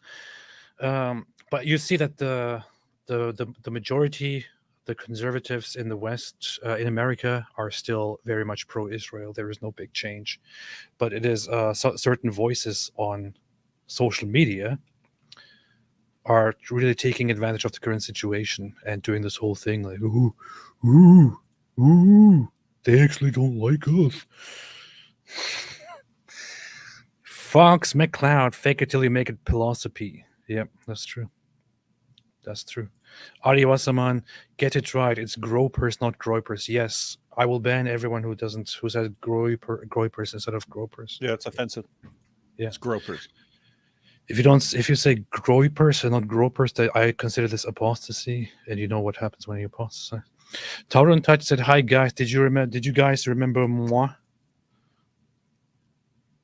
I remember you. Yeah. Okay. Tauron Touch said, "Happy for Iran that you know." Yes. Happy for Iran. Lots of Iranian people are celebrating around the world. That's fantastic.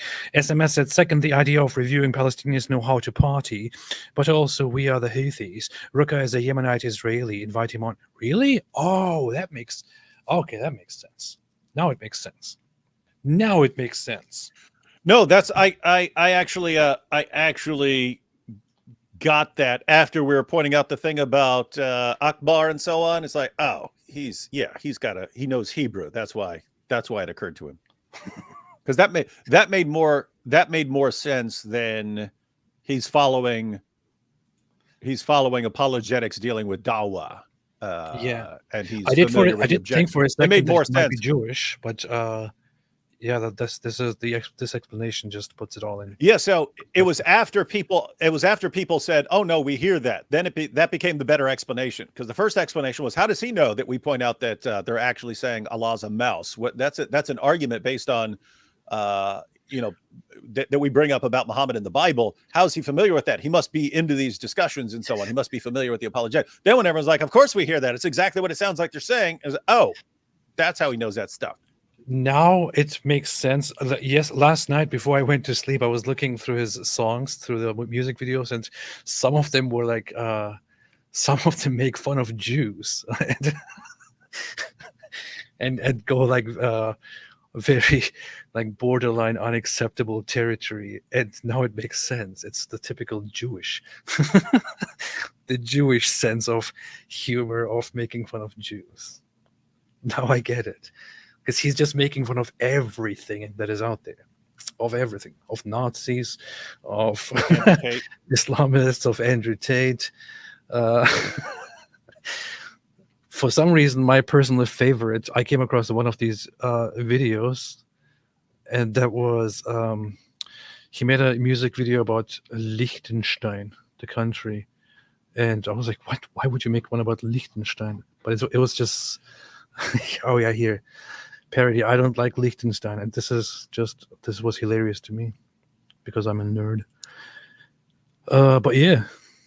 I want to see someone make fun of Liechtenstein, but rhyme it with Ludwig Wittgenstein, because that's weird that those things rhyme that perfectly. Yeah. Jews can laugh at themselves. Muslims not so much. I know. This is what was surprising. Lots of people say this.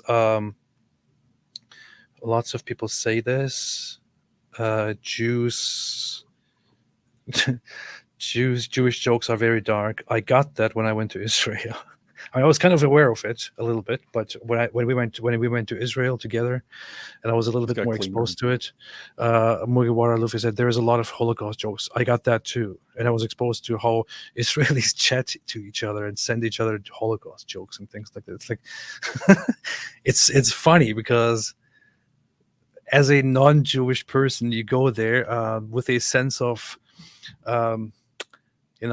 thinking that these are sensitive issues, and then you see just Jewish people in Israel being like totally relaxed and being very humorous about quite dark things. It's a fun culture. Yeah, and it reminds me of a sad thing, to be honest, from one of my favorite books, which I have somewhere around here, which is Man's Search for Meaning. When you said one of your favorite, I thought you were going to say movies, and then I thought you were going to say Inglourious Bastards, and then talk about one of those scenes. I'm glad you didn't think I was going to talk about Hitler again. It reminds me of one of my favorite books, Mein Kampf.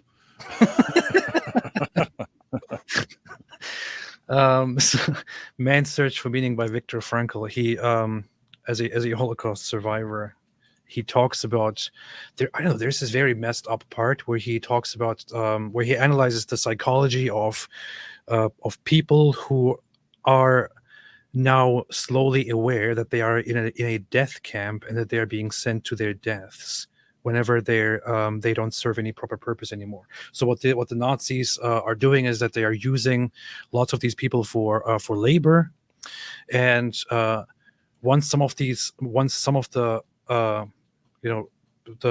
people in the concentration camp become physically unfit, unhealthy, and useless to them, they get put on a list, or just set aside to go and get killed.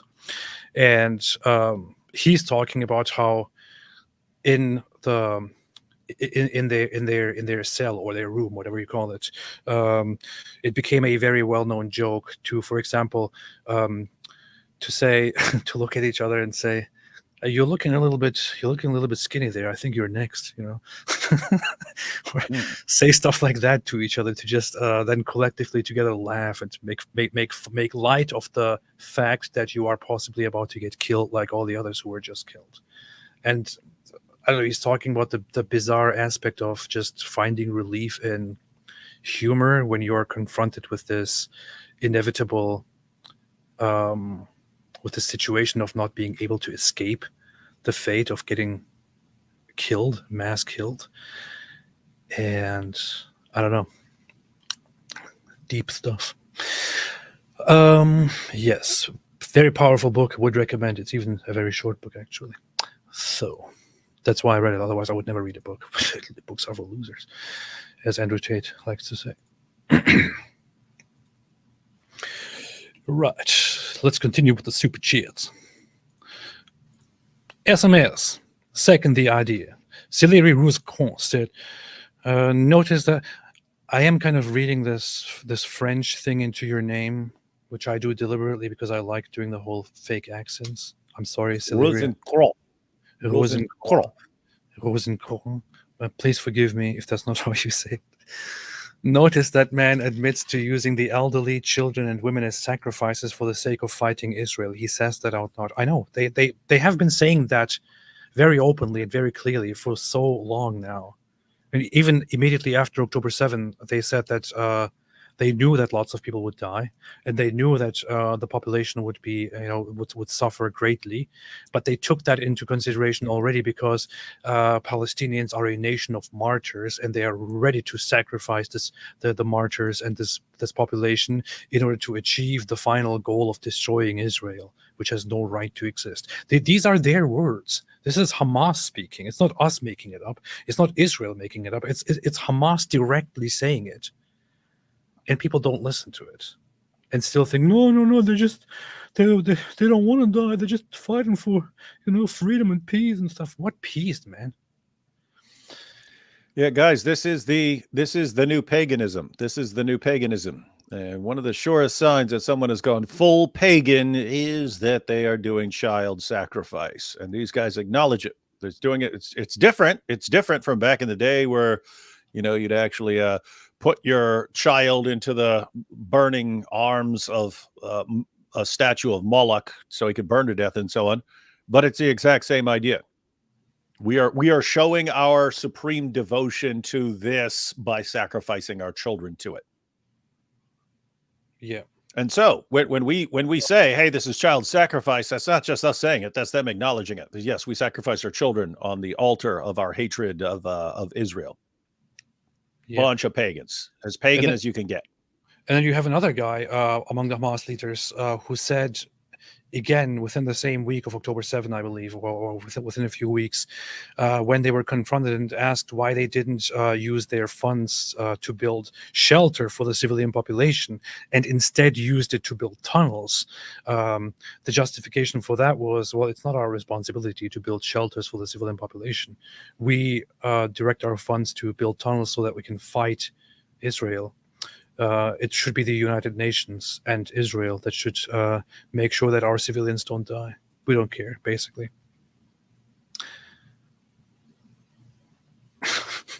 And from a biblical point of view, why would you not call these people Amalek?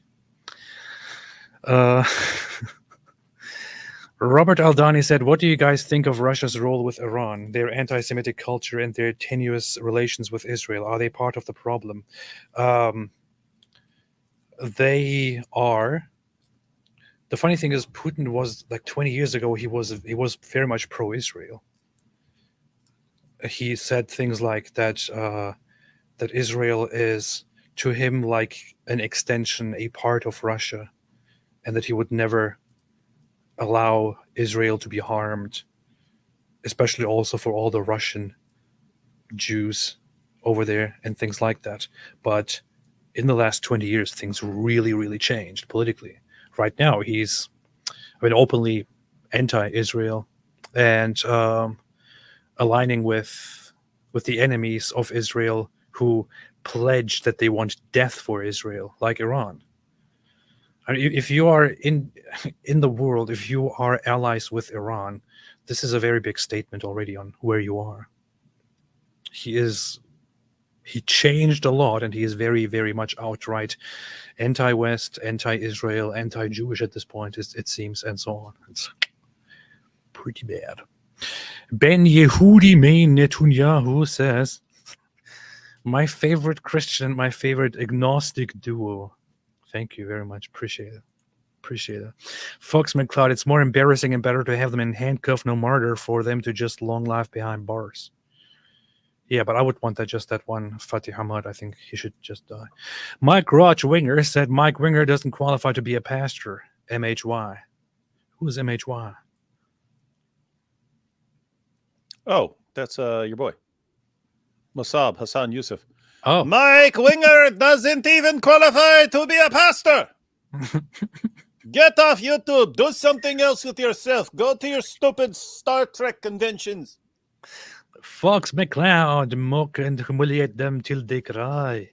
Alhamdulillah. Ari Wasman, before Israel, I be tortured to death for a year before Jew get nothing out me, Allahu Akbar.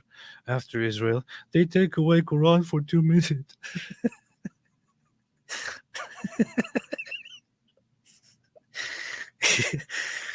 Man.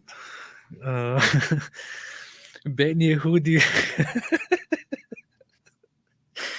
May Netanyahu said, what's wrong with Westerners sending condolences for Iran's president, the butcher, and Israel is the monster? AP is right, with minds like this, no hope.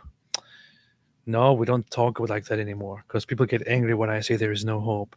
We always have to smile and be cheerful and say, oh yeah, things will be good again. Everything will be okay again. No problem. Mass immigration is not a problem. Them wanting to impose Sharia is no problem. Genocide is no problem. Saying death to America is no problem. Everything will be good. That's how I'm supposed to act. See, Dave said Russians don't forgive, don't mess with them. Well, I don't forgive either. Cremo the Dreamo said latest SAT analogy, CIA, Al-Qaeda, Mossad, Hamas. Alhamdulillah. Pretty brutal. CIA is to Yes. CIA is to Al-Qaeda as Mossad is to Hamas. Yes. That's what I'm saying. DC said, thank you for providing humor during this insanity. You're welcome. Well, thank you so much. Appreciate it. That's what we do. That's what we have to do. That's what we do. This is not if you are here to get commentary and proper information on things, this is not the place. This is just comedy. It's entertainment. This is a comedy channel. Right, David? Indeed. That's what we're here for. Disagree. We call it improvisational comedy. Yes. Cars in Depth said, AP, do you have a mailing address? I want to send you some actual old Israeli shekels taken out of circulation. Oh, yeah. My address is 420 600 Street, Monkey Town. Yes. Thank you. That'll be very fun. Christina says, it still blows my mind that huge streamers are making fun of Islam, Muslim conspiracy theories. I don't think any Destiny would be talking making fun about of Destiny. Conspiracy theories. Nobody would do that. That would be Islamophobic to begin with.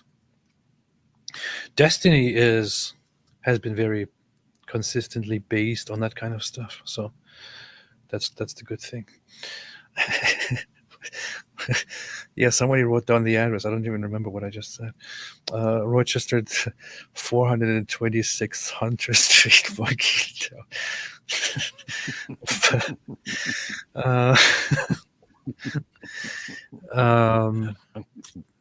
that was just my mind letting it flow. Everyone, if there's any, just so anyone knows, if there's anyone who actually lives at 420 6th Hunter Street, Monkey Town, you got to move. You got to move or get some security. I'm sorry, whoever lives there at 426 Hunter Street, Monkey Town. I'm sorry. I didn't mean to do this. Celeria Rosencroix said, I have sympathy for them, but because they are brainwashed and exploited by their leaders, I love them and want future generations to have better. See, sometimes I find myself in a place where I think that too and have some empathy. But when you're in the middle of the heat, it's very hard to think about that. While the other side has a gun against your head. Obey said, did you see the IDF soldier get stabbed by Gaza citizen in coffee shop? He passed, but not before he got the guy. I did not see. I think I saw a headline or something like that. I need to check. Always can send it to me. Ari Wasserman said, these civilians bros. In fact, if it's not too graphic, I would look at it. I mean, obviously it is graphic. But yes, I would like to actually look at that. Ari Wasserman, these civilian bros are partying pretty hard. Looks like rave prostitutes to me. Yeah. This is actually so this for a quite Islamic place, prostitution is quite open and visible. in Gaza, where you have here, I don't know how many of them are there, like 50, I don't know, 100, 200, 300, I don't know how many hundred of prostitutes there are. But yeah, this is basically rave prostitutes.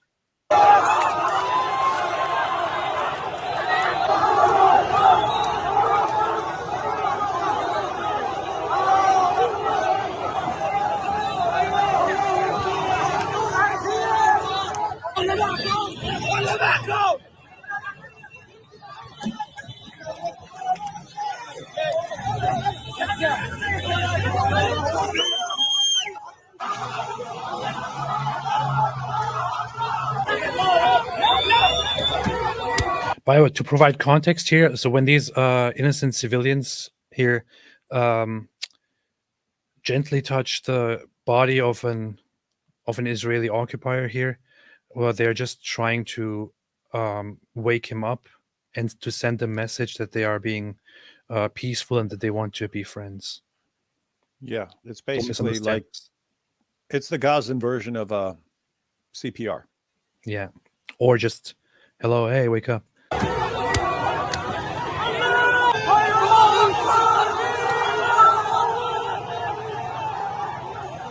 See, isn't it clear that they just want peace?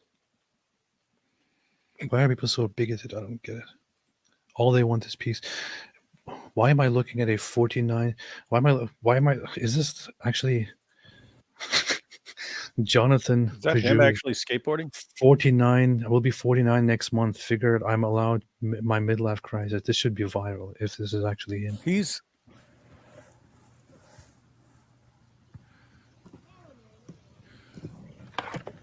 Wait, that is him. When you said he's about to turn 49, I'm like, gosh, this guy's only a few months older than I am. 49. I mean, so I was thinking, I thought he was older, but then I see him skateboarding. I'm like, crap, I can't do that. I would have broke my neck right there. I would have slipped and fallen, broken my neck. Pretty impressive. What would you think if he did one of those spins? That'll be based. That's Super pretty based. interesting. That's pretty nice. Can you imagine 49-year-old grandpa almost dead? Mm-hmm. Yep. One foot in the grave, the other foot on a skateboard. Wow. That should be his book. That should be his biography. One foot in the grave, the other on my skateboard. Shake Mike Winderlin said David can be all tsun about it, but it's obvious he's a Trekkie. Real recognizes real, and he knows even more about Star Trek than most Arabian Trek. If you want to make fun of people effectively, you got to learn some of this stuff. So you have to actually watch Star Trek to make fun of all the freaking nerds who watch it. Yeah. I want to add that song to this video. That's that song. He was a skater boy. You probably don't know that song because you're old. I do not know that song. Yeah, it's from Avril, from the early 2000s. Lonnie Crow said, different between Gaza and Israel. If a truck full of naked Palestinian women were to enter Habima Square in Tel Aviv, the driver would be the one who doesn't survive.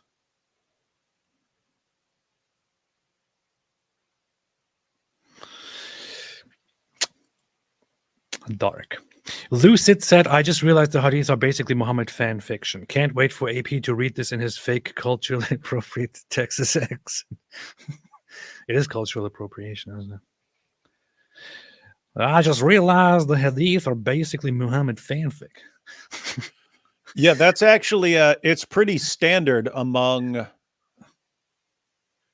Joshua Little pointed this out in his dissertation.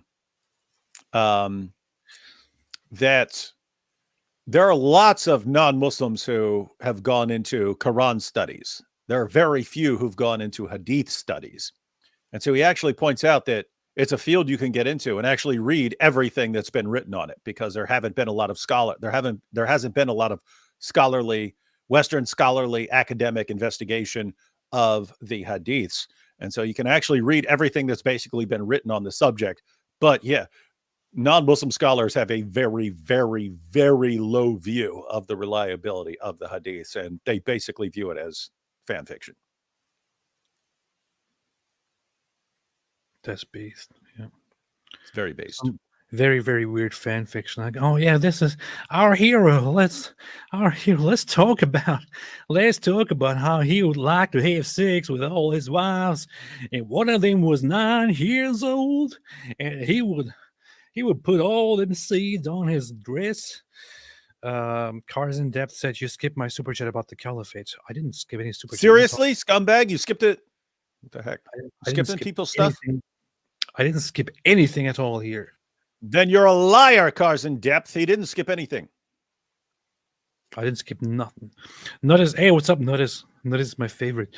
This guy looks like a massive nerd, and even Mike Winger viewer, but clearly isn't as nerdy as AP. Isn't as nerdly AP. Nerdly AP. Get it right. Oh, nerdly AP. Okay. I bet David doesn't even know what the dates 8671444, 1836, 1936 all have in common, but AP probably does. Do you know what this is about? Yes, I do. Huh? You wouldn't know. I'll tell you 867. You don't know. 867, Battle of York. Northumbria took on the Viking hordes. 1444, Battle of Varna. Ottomans beat Hungary. 1836, Battle of the Alamo. 1936, Hitler assembles his forces on the border with France.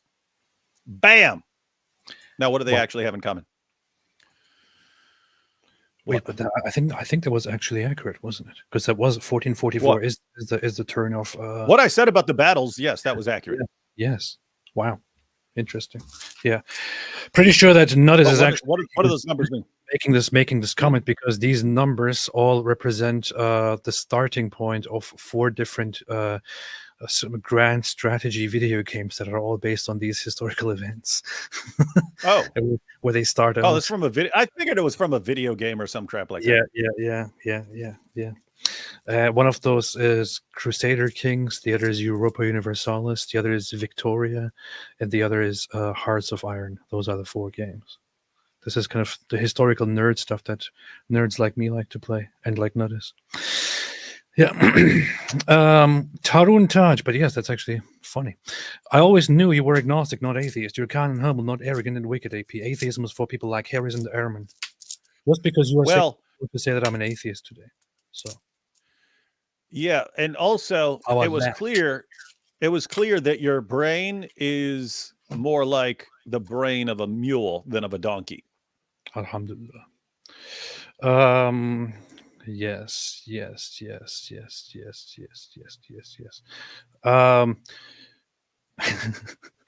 Celeria, that is correct. AP, let's go Paradox. Woo.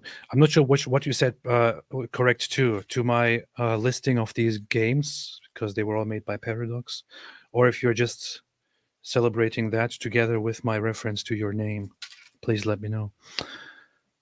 This is very important. Here you are again. Celeria Rosencroix said you'd probably compare to Amorites, not Amalekites.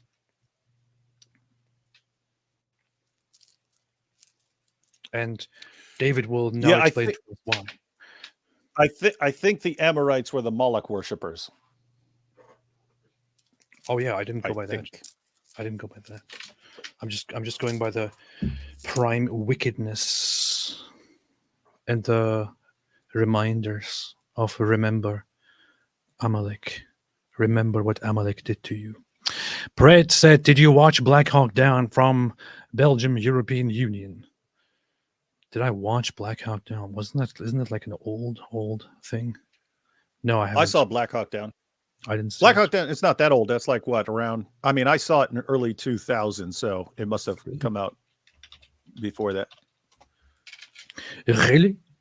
Black Hawk, oh yeah, 2001. Okay. Never seen it. Pretty Belgium. True story too.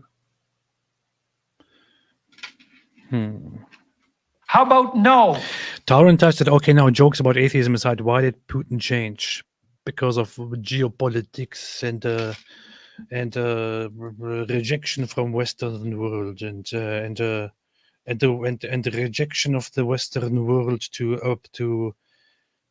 to agree with his demands to reintroduce certain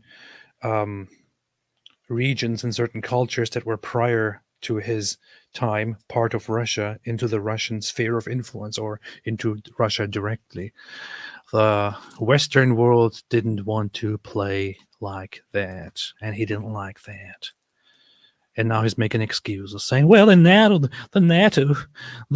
they expanded, and they were not supposed to expand. They promised no more expansion, but now they're expanding, and we in Mother Russia, we will not tolerate this." Hey, what's up with Armin, man? What is it? I just looked up. I was like, "Oh, let me see what Armin is saying about the Iranian copter thing," and I didn't see him saying anything. Is he doing something? Is he busy? He's not posting anything. Yeah, that's what I mean. I was like, "Hey, I want to see what Armin's got to say about this." He's probably talking about it on his on the channel on Atheist Republic. I was messaging. Yeah, but I went to his channel and I went to Atheist Republic. I didn't see anything about it. I don't know. I was chatting with him yesterday. He was very happy about the death of Racy. So that's messed up that you shared that detail, because he might have wanted to portray himself as sincerely broken up about it. No, I know for a fact that Armin was like very, very happy about the death of Ibrahim Raisi. So that's one of his. Well, that's a fellow Iranian there, man. Why would he be happy? Well, I know for a fact that he was very, very happy. He may have been crying. He may have been crying on the inside. You don't know. He was very happy. Very, very happy. Apostate, prostate, proud Irishman said, "AP, do you have a mailing address? I want to send you some shekels. It's actually a mail bomb." Yes. I want to send you some shekels. It's actually a mail bomb. That's funny. Sajala Amal Cooley, George Clooney's wife, is a big part of the reason that Netanyahu was being prosecuted. Yeah, the prosecutor actually went and asked her to be part of the panel and give her opinion on the issue, and she did. And the funny thing is that she was being pressured by people left and right repeatedly to say something in support of Palestine, and she didn't. And people were calling her out and saying, "Oh, look at this. She's betraying us. She's not saying anything against Israel." And now they are celebrating her because she helped with this ICC arrest warrant request. And by celebrating that, they are not at all helping fight the narrative that there is some major bias involved here. But of course, when the bias is against Israel, then it's acceptable, you know. So that's that. No more movies for George Clooney. Christina, no AP. more Batman. Christina says, "AP, why are you so negative about the future of Islam? What David Wood is extremely positive." Well, I don't know, man. I don't know. I just don't think the European people and Western people in general are as smart as I thought they are. But I don't know. I wish for the best. You know what I'm saying? David, what do you say? Islam's a joke. It's crumbling from within. All the screaming and chest thumping is a bunch of tantrums because they know the avalanche of apostasy. Avalanche of apostasy is about to overtake their precious birthright advantage. They're crumbling everywhere, crumbling in Iran, crumbling in the Middle East. Their entire defense right now is the biggest bunch of liars and morons the world has ever seen, and no way it lasts, no matter how many Sneekos and Andrew Tates they cling to. Yeah, I feel generally a little bit disappointed and it's disheartening to see all the insanities that are going on social media. Yeah. And Yo. Just let me see if I have your view correct. Your view would not be, oh, Islam is so strong that it's going to dominate us no matter what. It's people are so freaking stupid and insane that even this thing that's falling apart, they're not going to be able to stand against it because people suck really bad and they're stupid and insane and destroying each other. I don't realize there's this thing that's about to eat them alive. And as long as people are this stupid and insane, they can't stand against that thing. Something like that. Pretty much. I don't think that at any point in time, Islam will be like a governing, ruling power over us or over the people or something like that in the West. I don't think that it's. I don't think that there is any possibility for something like that to happen. However, it can bring a lot of pain, and pain that could have been avoided so long ago, that can still be reduced, but people are just so blind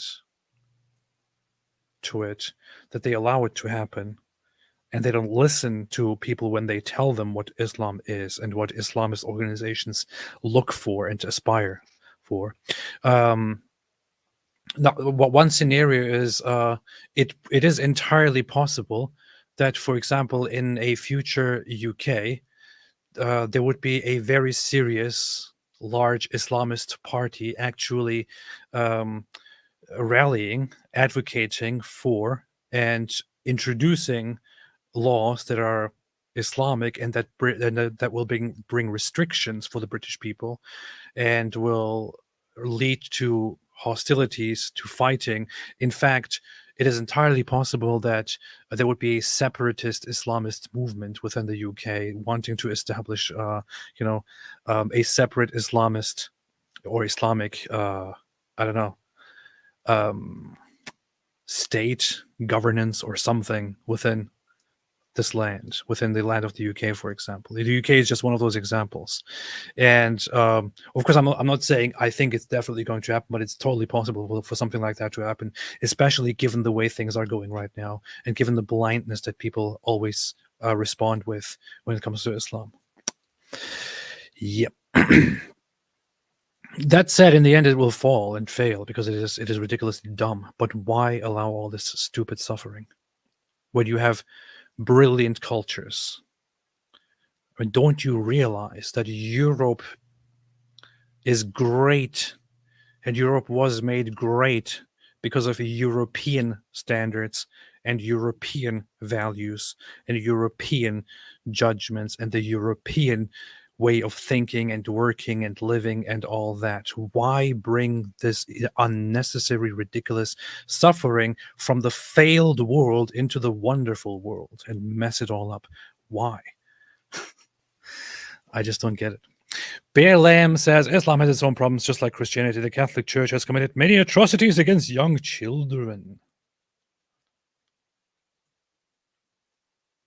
I don't get the beginning of this comment at all. But yes, definitely, yeah, there are definitely things that are happening within that, which are different topics that need to be addressed and dealt with. Yes. Matt Silva says, "Hey AP, are you ready to become a good Christian Stalin like us?" Hang on, a little slight difference there. Little slight difference. You can't overlook that in Islam, when you have the problems with little kids, it's because it's taught in Islam that it's okay to bang little kids. Yes. In Christianity, Jesus said it's better for you to have a millstone tied around your neck and be tossed into the ocean than messing with these little kids. So kind of a difference there. So in other words, you can have a pervert from any background who does messed up stuff. Yes. When you actually promote it as a good thing, you're dealing with a different situation here.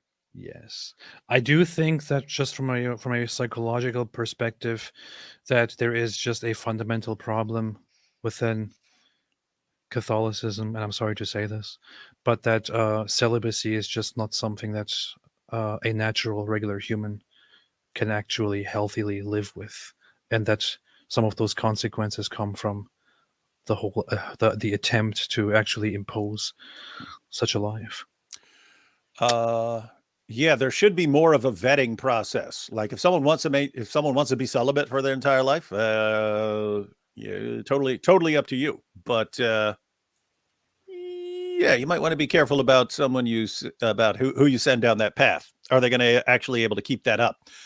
And if it's a situation where you take your vows and you can't, you're not going to have a relationship with an adult, and you think, oh, I'll just mess around with these little kids. Yeah, you need to make sure you've got a system in place for weeding people out like that. Yeah. Tersbot said, do you think there is any truth to claims of Israeli oppression of Palestinians? I am pro-Israel, by the way. Depends on how you define oppression. It's a very vague question. I would say that no. So there certainly is no deliberate attempt to oppress the Palestinian population. There are, however, restrictions imposed in order to prevent severe harm and in order to take safety measures which may be perceived as oppressive, that are a necessary part of a war, for example, or different operations. But oppression is very vague, needs to be defined further. But again, and that just leads back to this whole issue. The ICC, for example, the ICC prosecutor says that Israel has committed certain actions that endanger or lead to extermination because they perceive the population of Gaza as a threat. But then you look at data like this, which we just talked about, of 70% of Palestinians support Hamas's October 7 terror attack. And then you look at footage that I just played over and over again of civilians celebrating the killing and the hostage taking, and you ask yourself, why does Israel perceive these people as a threat? Yes, and how should they act? Yeah, it's similar to the question, like, is there American oppression of Muslims in America? You could point to things. You could say, hey, after the 9/11 attacks, there were people who had nothing to do with the attacks, who were, sort of focuses of investigations and so on. You could point out to where, this woman had her hijab tugged on by a person in a grocery store. So you could point to things like that, and you could say, so if you're defining oppression like that, you could say things. But I mean, overall, you'd say no. So yeah, you'd have to. So it would be similar in Israel. You got people. You certainly have people who are very suspicious of Palestinians for reasons and so on. You can have people who are not nice to Palestinians and so on. But is there like this mass oppression of the people?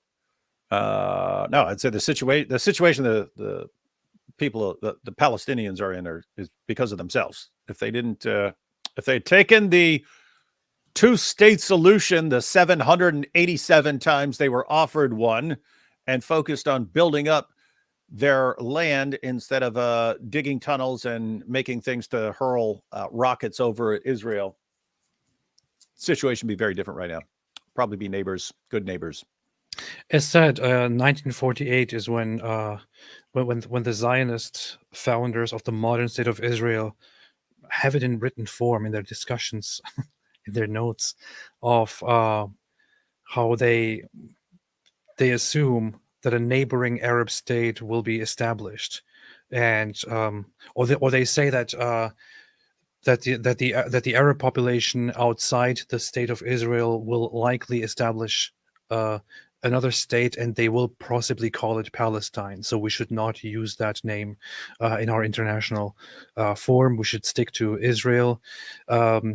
And we should also stick to something that will not antagonize the Arab population living inside Israel. So the founders of the modern state of Israel were taking into consideration the feelings of the Arabs inside their state, and were also totally accepting of the idea that there will be a neighboring Arab state, possibly, and they were okay with that. That's what they were going with. That was the plan.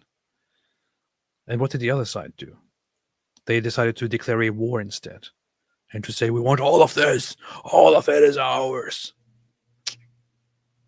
It has been the same consistently. And yeah, how's that working out for you? AP, seriously, if so you have the British, they controlled the land. Western powers defeated the Ottoman Empire, World War I, World War II. They decide, let's divide up this land. We're going to give this tiny little piece right here. Tiny little piece. That's going to be Israel. Here's this other area that's going to be something else. If the other side had just said, well, you know what? We may not like some of this. We may not like this, but it actually makes sense that the Jews can have a little plot of land, seeing as how there was just a genocide and there's all these people right down here who want to finish the genocide and completely exterminate them. We completely understand why you guys want to be under the control of your own little plot of land. So let's all try to get along the best we can. Yeah, there are going to be some bad feelings, but we'll get past it. And we'll try to become good neighbors. Yep. Do you think Israel would have been happy to be good neighbors? I think so. Yes. I think the world would be very different right now. So why do you have to have this obsession?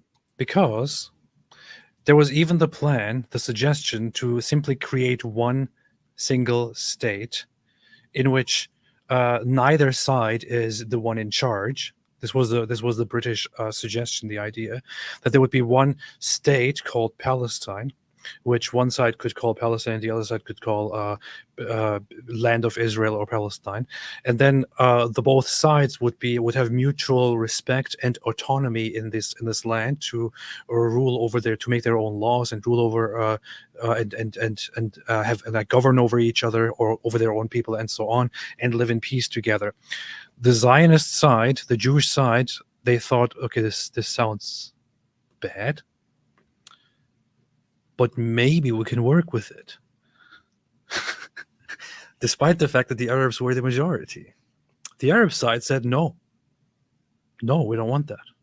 We want all of this land and we want all of it to be ours and we want to be in charge of it. There should be no autonomy for any Jews or anything like that. They have had this obsession, this ridiculous, stupid greed for all of this land will be ours or else the entire time. And what did that bring? Where did it get them? In the end, they will end up with nothing. You could have at some point agreed to simply having half or almost more than half of the land, actually, which was also offered, which the Jewish side accepted. But no, they want more and more and more and more and more and more and more, and eventually they end up with nothing at all. Stupid. Absolutely stupid. Ari Wasserman said, Patrick bet David Wood needs a blood-colored Bugatti.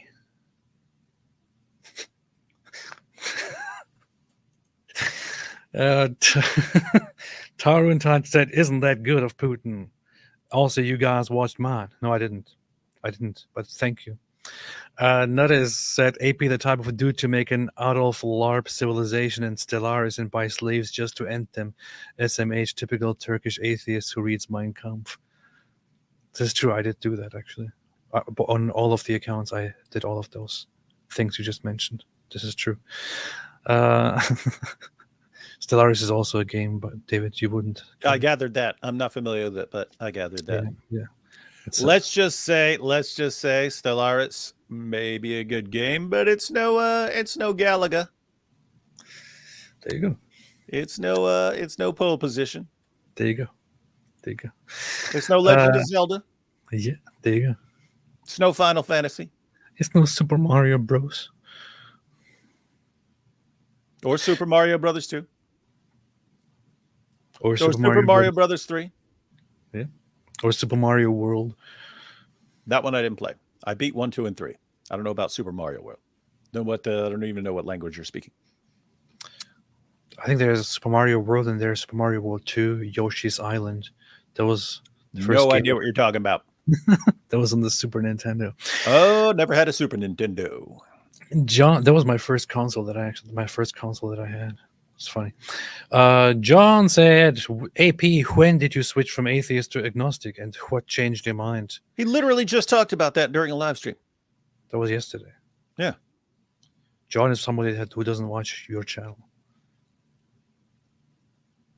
Well, who cares what you're at? Well, who cares what your stupid questions are, John? Go away. No one likes you. Don't watch my channel. I just watch AP, and then I ask the same thing that AP already talked about on David's channel yesterday because I don't like David because he's a Christian. Well, then you get no answer. Bye. Bye, Felicia. I talked about it briefly because the question came up. Yeah. I might talk about it. I might talk about it again at some time when I'm in the mood for it. I'm almost about to end this. Hey, no, look, dude. Here's what you do. Here's what you do. You make a video.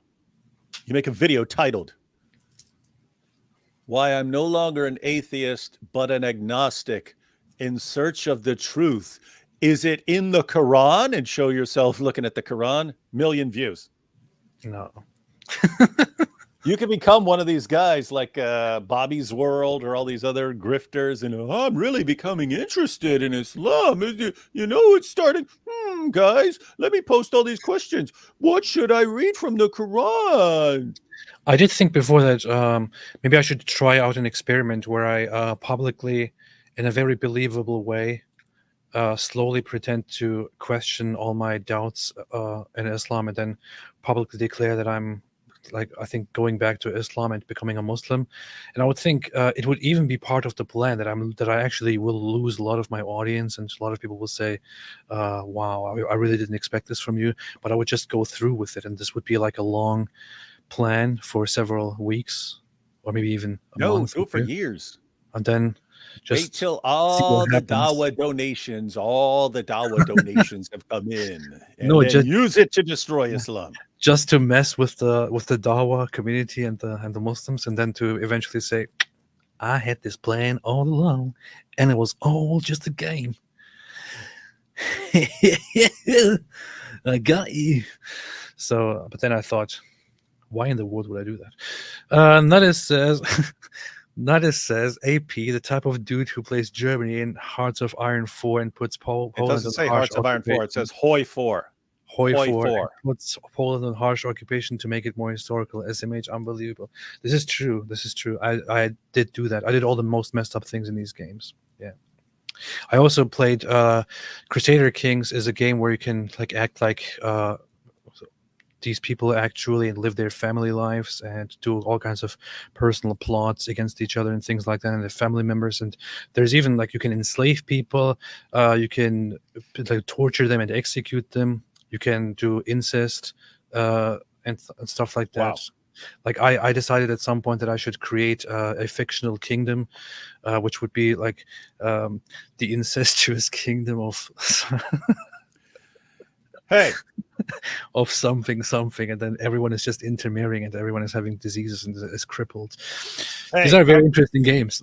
Hey, I was telling you, I have one of my sons is clearly a psychopath. He doesn't have any normal reactions to anyone. One day I was sitting there watching him. I'm on my laptop and stuff, and he's playing a video game, and I look up, and it's one of these kingdom building adventure games and stuff. But I saw him, and he's going by a town, and it specifically comes up, this is a poor town. These people have nothing, so there's nothing to take. And then he invades, kills him, and burns the place to the ground. I'm sitting there looking, going, why did he just do that, right? And then he goes to the next town. It's another poor town. He kills everyone, burns that place to the ground, gets nothing out of it. And I go, Blaze, what are you doing? What are you doing killing all these people and taking all their stuff? And they're nothing. They're poor. They're poor and they're hungry, and you're destroying them. And he goes, and he looks over at me like this. He goes, they're poor and hungry? I'll put them out of their misery then. Goes back to playing. I was like, oh, crap. I'll put them out of their misery. Oh, boy. But games are actually, even for people who are have a lot of empathy and stuff, games are an interesting outlet to do weird things. Yeah. Oh, my God.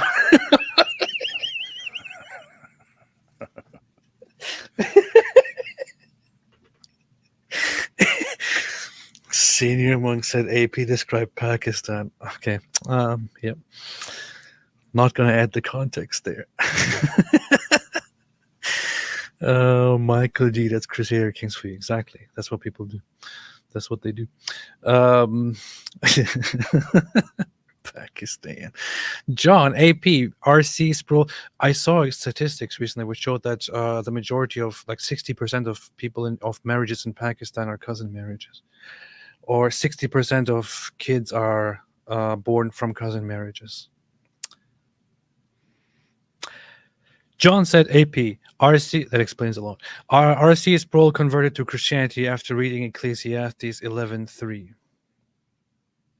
Who is RC Sproul? RC Sproul? Yeah. Famous, famous Christian. Oh. Famous Christian writer. Beast. Well, Ecclesiastes is the only book that I read repeatedly. So, from the Bible. It's kind of funny that I would do that. You know what's funny? Because I read that at some point when I was reading a bunch of existentialist stuff from Nietzsche and others, and where I was going to Sartre and all the other weirdos, and then I came across Ecclesiastes, which I opened and started reading again, and it's like, wait a minute, this kind of like the things that it talks about are so familiar to all the stuff that I have been reading for weeks now, but a totally different direction, and I kind of liked where it was going, so I started really liking that book. And read it repeatedly. Bunny said people who fall for Islam are the same folks who would shill an MLM in 2024. Are those still a thing? The MLMs? Don't know what that is. What are those? I know what M&Ms are. MLM is a multi-level marketing business, also called pyramid schemes. Why don't they just call it pyramid schemes? Ecclesiastes is called what, Kohelet, I think, in Hebrew, isn't it? In the Hebrew Bible. Artie Wasserman said, all I know is it's never going to be the Jew-K. Oh yeah, the UK, the Jew-K, yes. No, it's going to be the it's going to be the UC. The United Caliphate. Yeah, it's going to be the United Caliphate, the UC. Ari Wasserman, there's a documentary called The Longest Hatred in which a Palestinian complains about my father, who was a refugee since 1948. For 50 years. Israel turned 50 in 1998. That interview was in 1990. That's funny. For 50 years. Yeah. People tell me on Twitter nowadays every day, oh, Israel has been occupying Gaza for 75 years. Okay, thank you. Thank you for showing us that you don't know anything about the history. Thanks. Thanks. Thanks. Thank you very much. Tezbot, strike me that people arguing for Palestine always seem to be lying. Remind me of Al-Dawa, etc. Yes. We pointed that out before. But yeah, if you believe you have a legitimate case, why do you need to lie and make things up? That's the question. And so whenever I hear someone lying to make their case, it's like, I don't think you really think you have a good case. Like the Dawa guy, it is similar to the Dawa guys. When they have to make things up to argue their point. It's like, if you really thought you had a good case, why wouldn't you present what you think is a good case rather than lying? Alhamdulillah. That's true. That's true. What were we saying? David, notice that David, the type of guy who says Hoi 2 is better than Hoi 4 because he's an old nerd and can't get behind the good new games. Yeah. Exactly. Yeah, the controllers are way harder than they used to be. Yeah. On the Atari, you had a joystick and one button, and then Nintendo came out, and that was like extra tricky because then you had A and B and the directions and the select and start, and then I got used to it for Call of Duty zombie mode with the triggers and stuff like that. But yeah, it's I can't get it takes a while to catch on to. For these games, David, you don't use the controller. You use the you talk about nerd computers, computer games? and a mouse and control an entire like nation. solitaire, like playing solitaire on a computer. Yes, exactly like that. Or minefield. Yes. Or Minesweeper. It's Minesweeper, it's called. Yeah, these games are basically like Minesweeper. Ari Wasserman said, Andrew Tate lies in state, I can rap too. Yeah. I can rap too. Notice said AP the type of dude who gets a perfect circle achievement in Crusader Kings 3, while David is a type to get saint and above God achievement.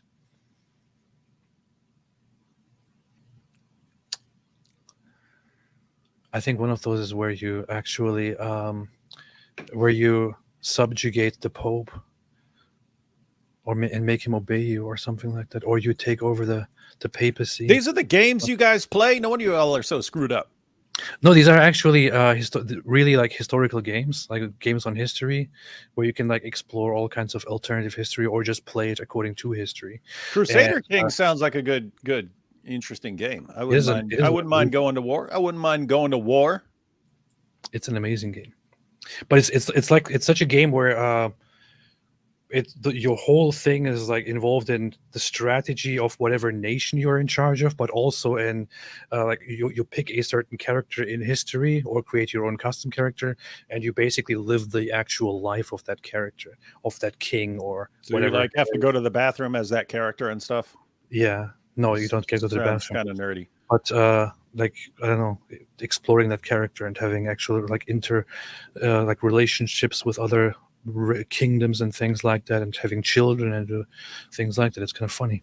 Yeah. Hey, the only other modern game I played besides Black Ops Zombie mode was Halo Wars, where I would be the aliens because I like going after the humans, and I would get a character who's me called Brute Chieftain, and I would be Brute Chieftain, but I have all my army as well. So I played that before.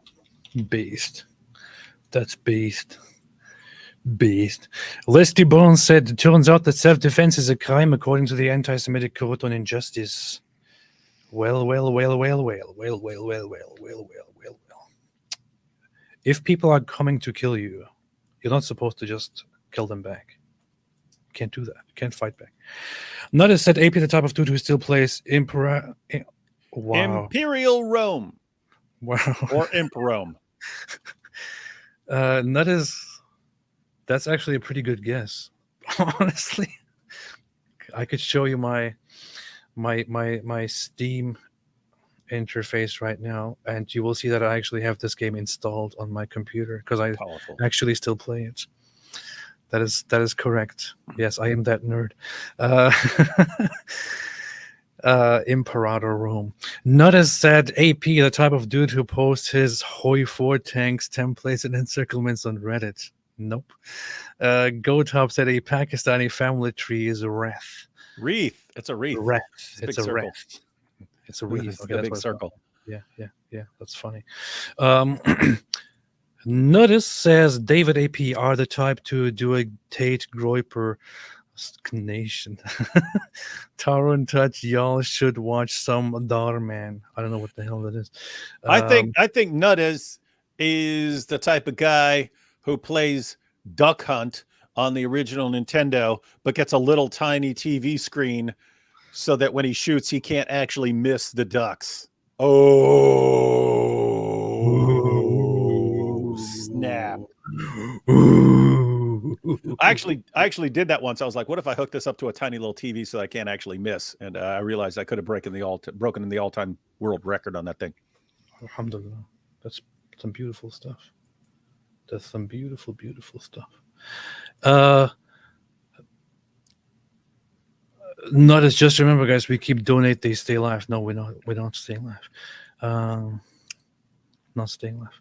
Duck Hunt based, said Darren Plass. All right, gotta go. I will be kind of not very active and will be in the background this whole week and stuff. So David will be more active this week, I think. He's taking advantage of the fact that I'm no longer here. He's like, finally, I can do whatever I want. Finally have some good shows. Yeah. Without all this yapping the entire time. Can actually get into some meaningful stuff. Yes, yes. All right. Thanks everybody for watching. Oops. Thanks everybody for watching. That's funny. What did I do? Thanks everybody for watching. Have a fantastic day. I will be back very soon. And we'll see you all soon. Stay well, stay healthy, stay good. To hell with the terrorists. And as always, stay away from Islam.